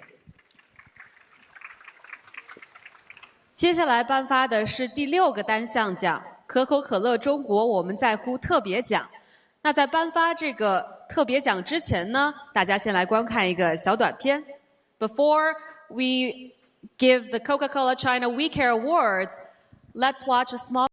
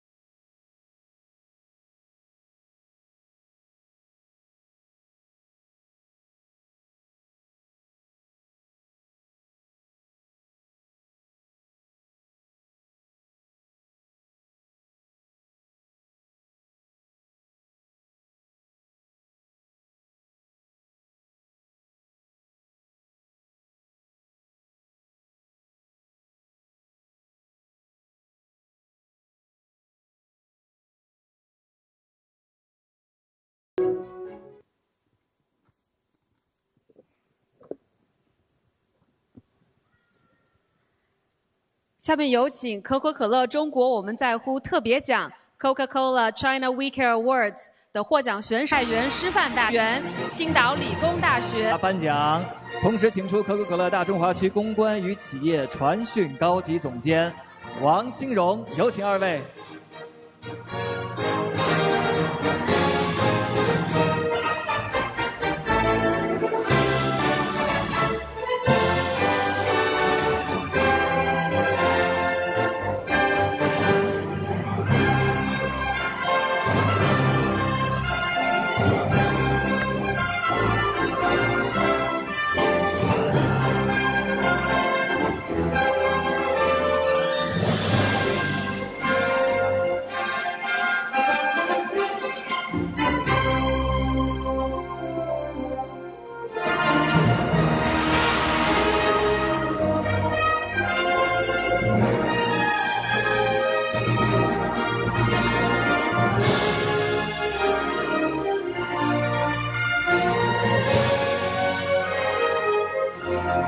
Let's give a round of applause to all the award winners tonight.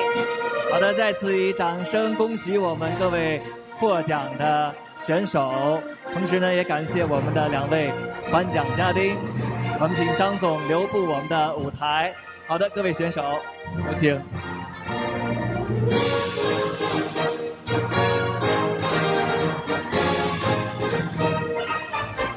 张总，谢谢您来为我们颁奖。我们都知道呀，可口可乐是21世纪比赛的老朋友了。你们是从第18届就开始作为比赛的合作伙伴，今年呢更是为我们设置了刚才我们颁发的这个特别奖。您有什么样的想法和感受？我感触还是很深的。今天看到很多同学的面孔，把我带回了校园的时代。几十年前，我记得刚进校园的时候，我们的语言学的老师首先问了我们一个问题，他说：为什么在全球很多语言里面都会有妈妈和爸爸的发音？后来我们经过学习才知道，当我们的母亲在哺育我们的时候，也帮助我们锻炼了人生的第一块肌肉，就是我们的唇肌。这就是为什么在全球我们很多的地方，不管是什么样的语言，它都会有爸爸和妈妈的呼喊。儿童希望襁褓中的儿童希望通过这样的呼喊得到一些信任，也表达了他们的依赖和爱。可口可乐经过130年的时间，已经不需要做广告了。偶然的机会，我拿了一瓶上来，借用 Professor Liu 今天说的那样 ，Coke is not a Coke, not a Coke, not a Coke, not a Coke anymore。所以我们把它叫做在乎。我们有一个想法，就是在这里，我们就要在乎这里。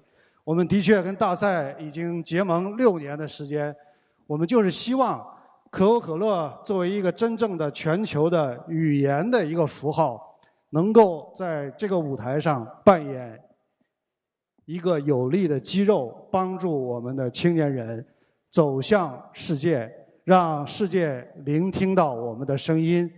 像我们说的 ，We are here, we care, we're right behind you, make it happen. An absolutely beautiful message. Thank you so much. 谢谢。好的，谢谢张总，感谢您。接下来继续为大家颁发我们的单项奖，接下来的这个奖是最受媒体欢迎奖 Media Star Award， 获奖选手是来自浙江传媒学院的杨芊芊，有请。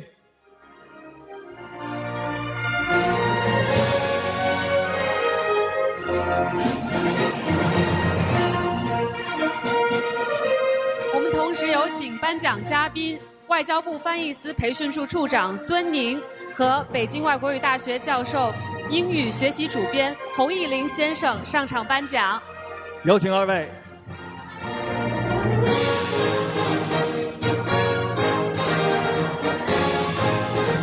好的，我们先请孙老师上台为我们的获奖选手颁奖。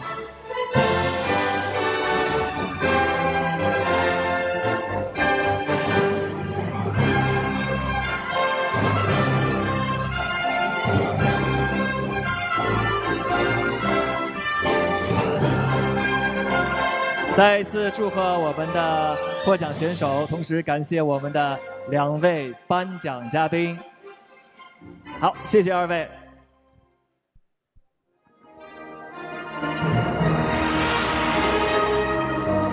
下面颁发的是第8个单项奖——最具创意奖。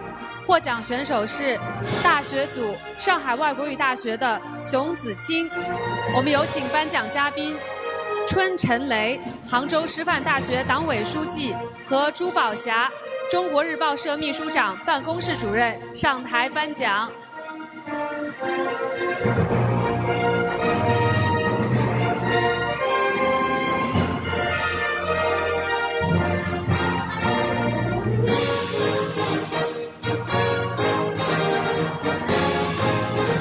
演讲很重要的一点是创意和创新。我想我们获得最具创意奖的熊子清同学，今年在创意和创新方面的表现一定是非常的引人注目。我们再一次祝贺他，同时感谢我们的2位颁奖嘉宾，谢谢。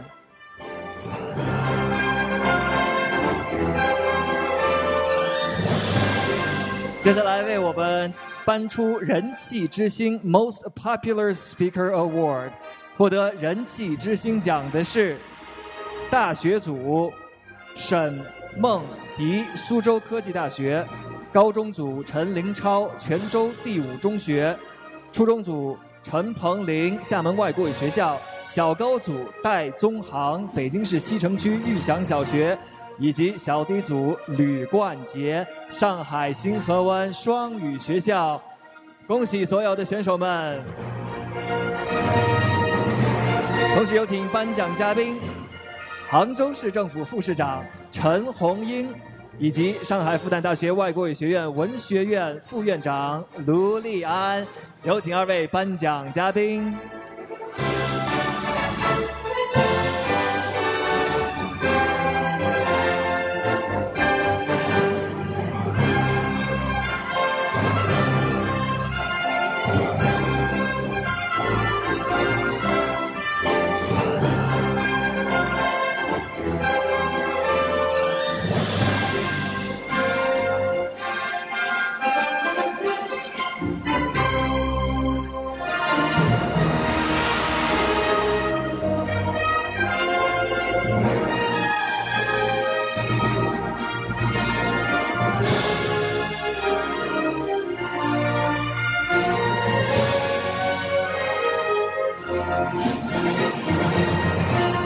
好的，请我们的颁奖嘉宾留步和我们的选手共同合影留念。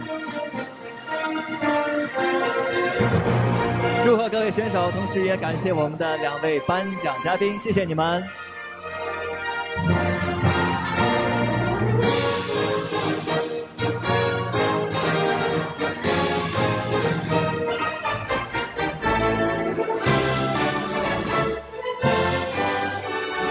下面颁发的是第10个单项奖，中国日报社21世纪最具潜力奖 China Daily 21st Century Most Promising Speaker Award。 这2位选手将在5月份代表中国奔赴国际英语演讲比赛的舞台，一展中国青年学子的风采。那么获奖的是曲阜师范大学臧英杰同学，还有上外附中的汪慧晨同学。恭喜2位肩负着重任的选手上台领奖。有请颁奖嘉宾中国日报社副总编辑许银普和中欧论坛创始人高大伟上台颁奖。有请2位颁奖嘉宾。对于我们这2位选手来说，他们比赛的征程还将继续延续。Their journey of competition doesn't end here today.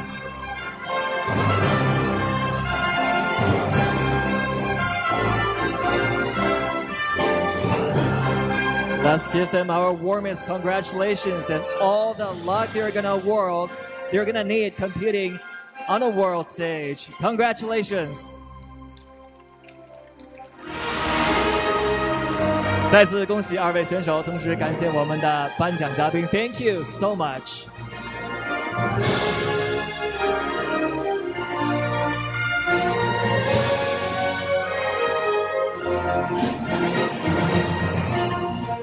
现场的各位来宾，接下来我们将为大家颁出这次比赛的冠亚季军。首先呢是季军组，获得季军的选手是青年组朱良，杭州外国语学校；大学组熊子清，上海外国语大学；高中组梁元颖，港岛中学；初中组王北坤，深圳城市绿洲学校；小高组陈思贤，宁波市镇海交川双语小学；小低组王浩然，南京市油府西街小学；小学1、2年级组聂梦瑶，北京呼家楼中心小学万科青青分校，以及幼儿组的黄奕晨，北京明天一幼，他们是我们今天的季军得主，恭喜各位选手 Congratulations to all of you. 为大家请出颁奖嘉宾，杭州市委常委宣传部长戚啸虎以及教育部高教司副司长徐青森，有请二位。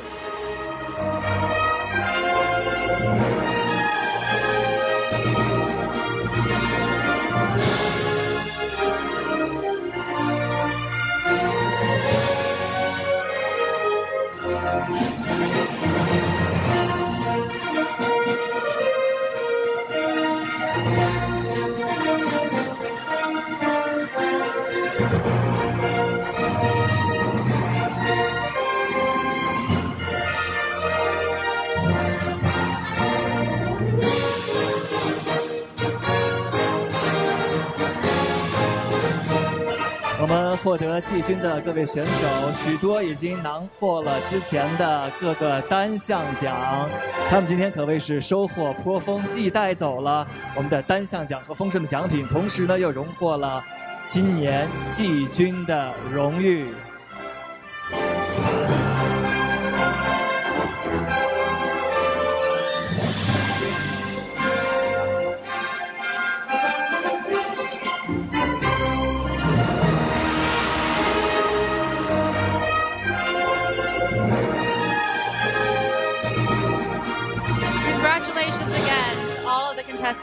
好的，再一次祝贺我们获得季军的各位选手，同时也感谢我们的二位颁奖嘉宾。好的，谢谢大家，谢谢。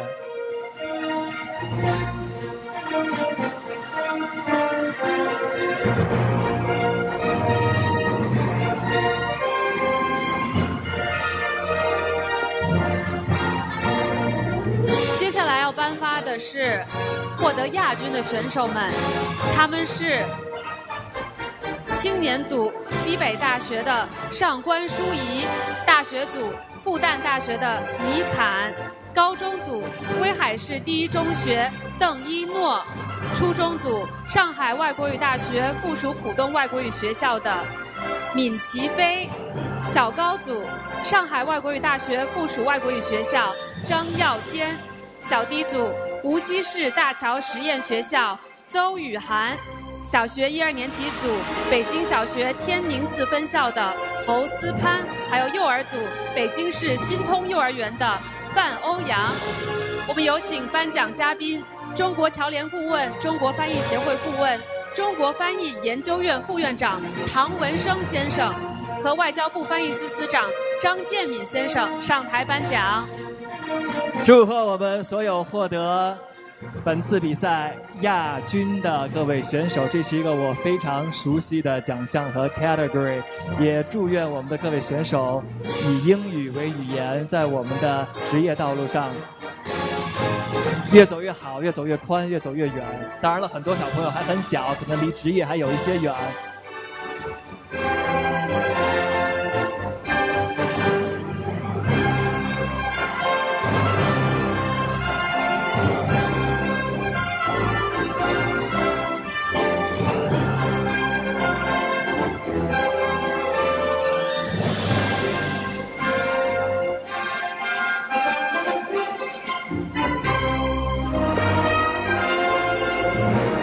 好的，请我们的嘉宾与我们的获奖选手一起合影留念。我们祝贺所有获得亚军的选手，同时感谢我们的2位颁奖嘉宾唐文生女士和张建敏先生，感谢大家。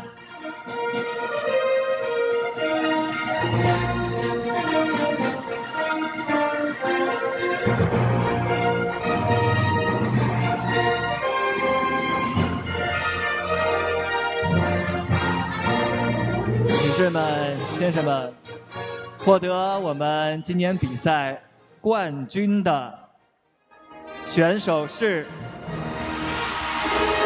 青年组张俊南，哈尔滨工程大学；大学组臧英杰，曲阜师范大学；高中组汪慧晨，上外附中；初中组金瑞琪，上海市市北初级中学；小高组张达奇，陕西省西安小学；小低组吕冠杰，上海新河岸双语学校；小学1、2年级组的李金璇，北京医科大学附属小学；以及幼儿组袁优哲，重庆方圆新幼儿园。恭喜获得冠军的各位选手，让我们大家以最热烈的掌声祝贺我们今年的冠军组。下面有请颁奖嘉宾全国政协常委、中国日报社总编辑周树春，以及12届全国政协外事委员会副主任、全国政协13届1次会议新闻发言人王国庆先生上台颁奖。有请2位颁奖嘉宾。非常的不容易，比赛一轮又一轮，经过我们的初赛、半决赛到决赛，一路走到今天的冠军宝座。我们祝贺所有获得冠军的各组的选手，他们是哈尔滨工程大学的张俊南，曲阜师范大学的臧英杰，上外附中的汪慧晨，上海市市北初级中学的金瑞琪，陕西省西安小学的张达奇，上海新河湾双语学校的吕冠杰，北京医科大学附属小学的李金璇，还有重庆方圆新幼儿园的袁优哲。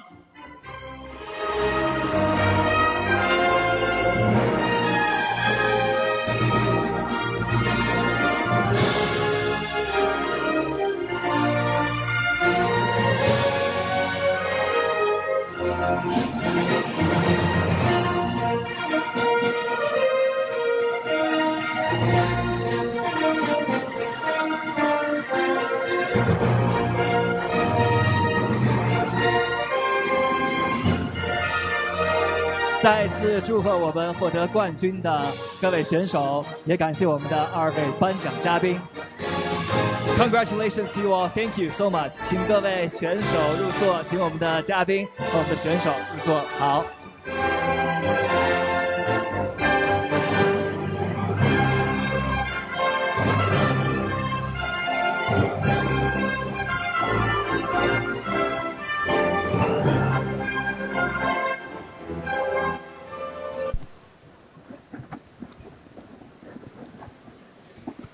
女士们、先生们，至此呢，我们今天的所有奖项都已经颁出了。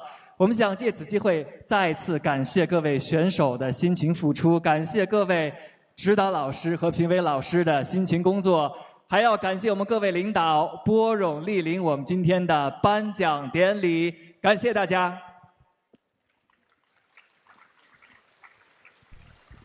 21世纪杯英语演讲比赛已经成为我们大家相聚的一个大 party for friends and followers of 21st Century Cup. We all know that the competition has turned into a big party for us where we cheer, we laugh, we cry, and we celebrate our love for communication in English altogether. Absolutely, and the party goes on. We hope to see you all next year. 希望明年能够再次看到大家。感谢各位。Thank you all. We'll see you next year.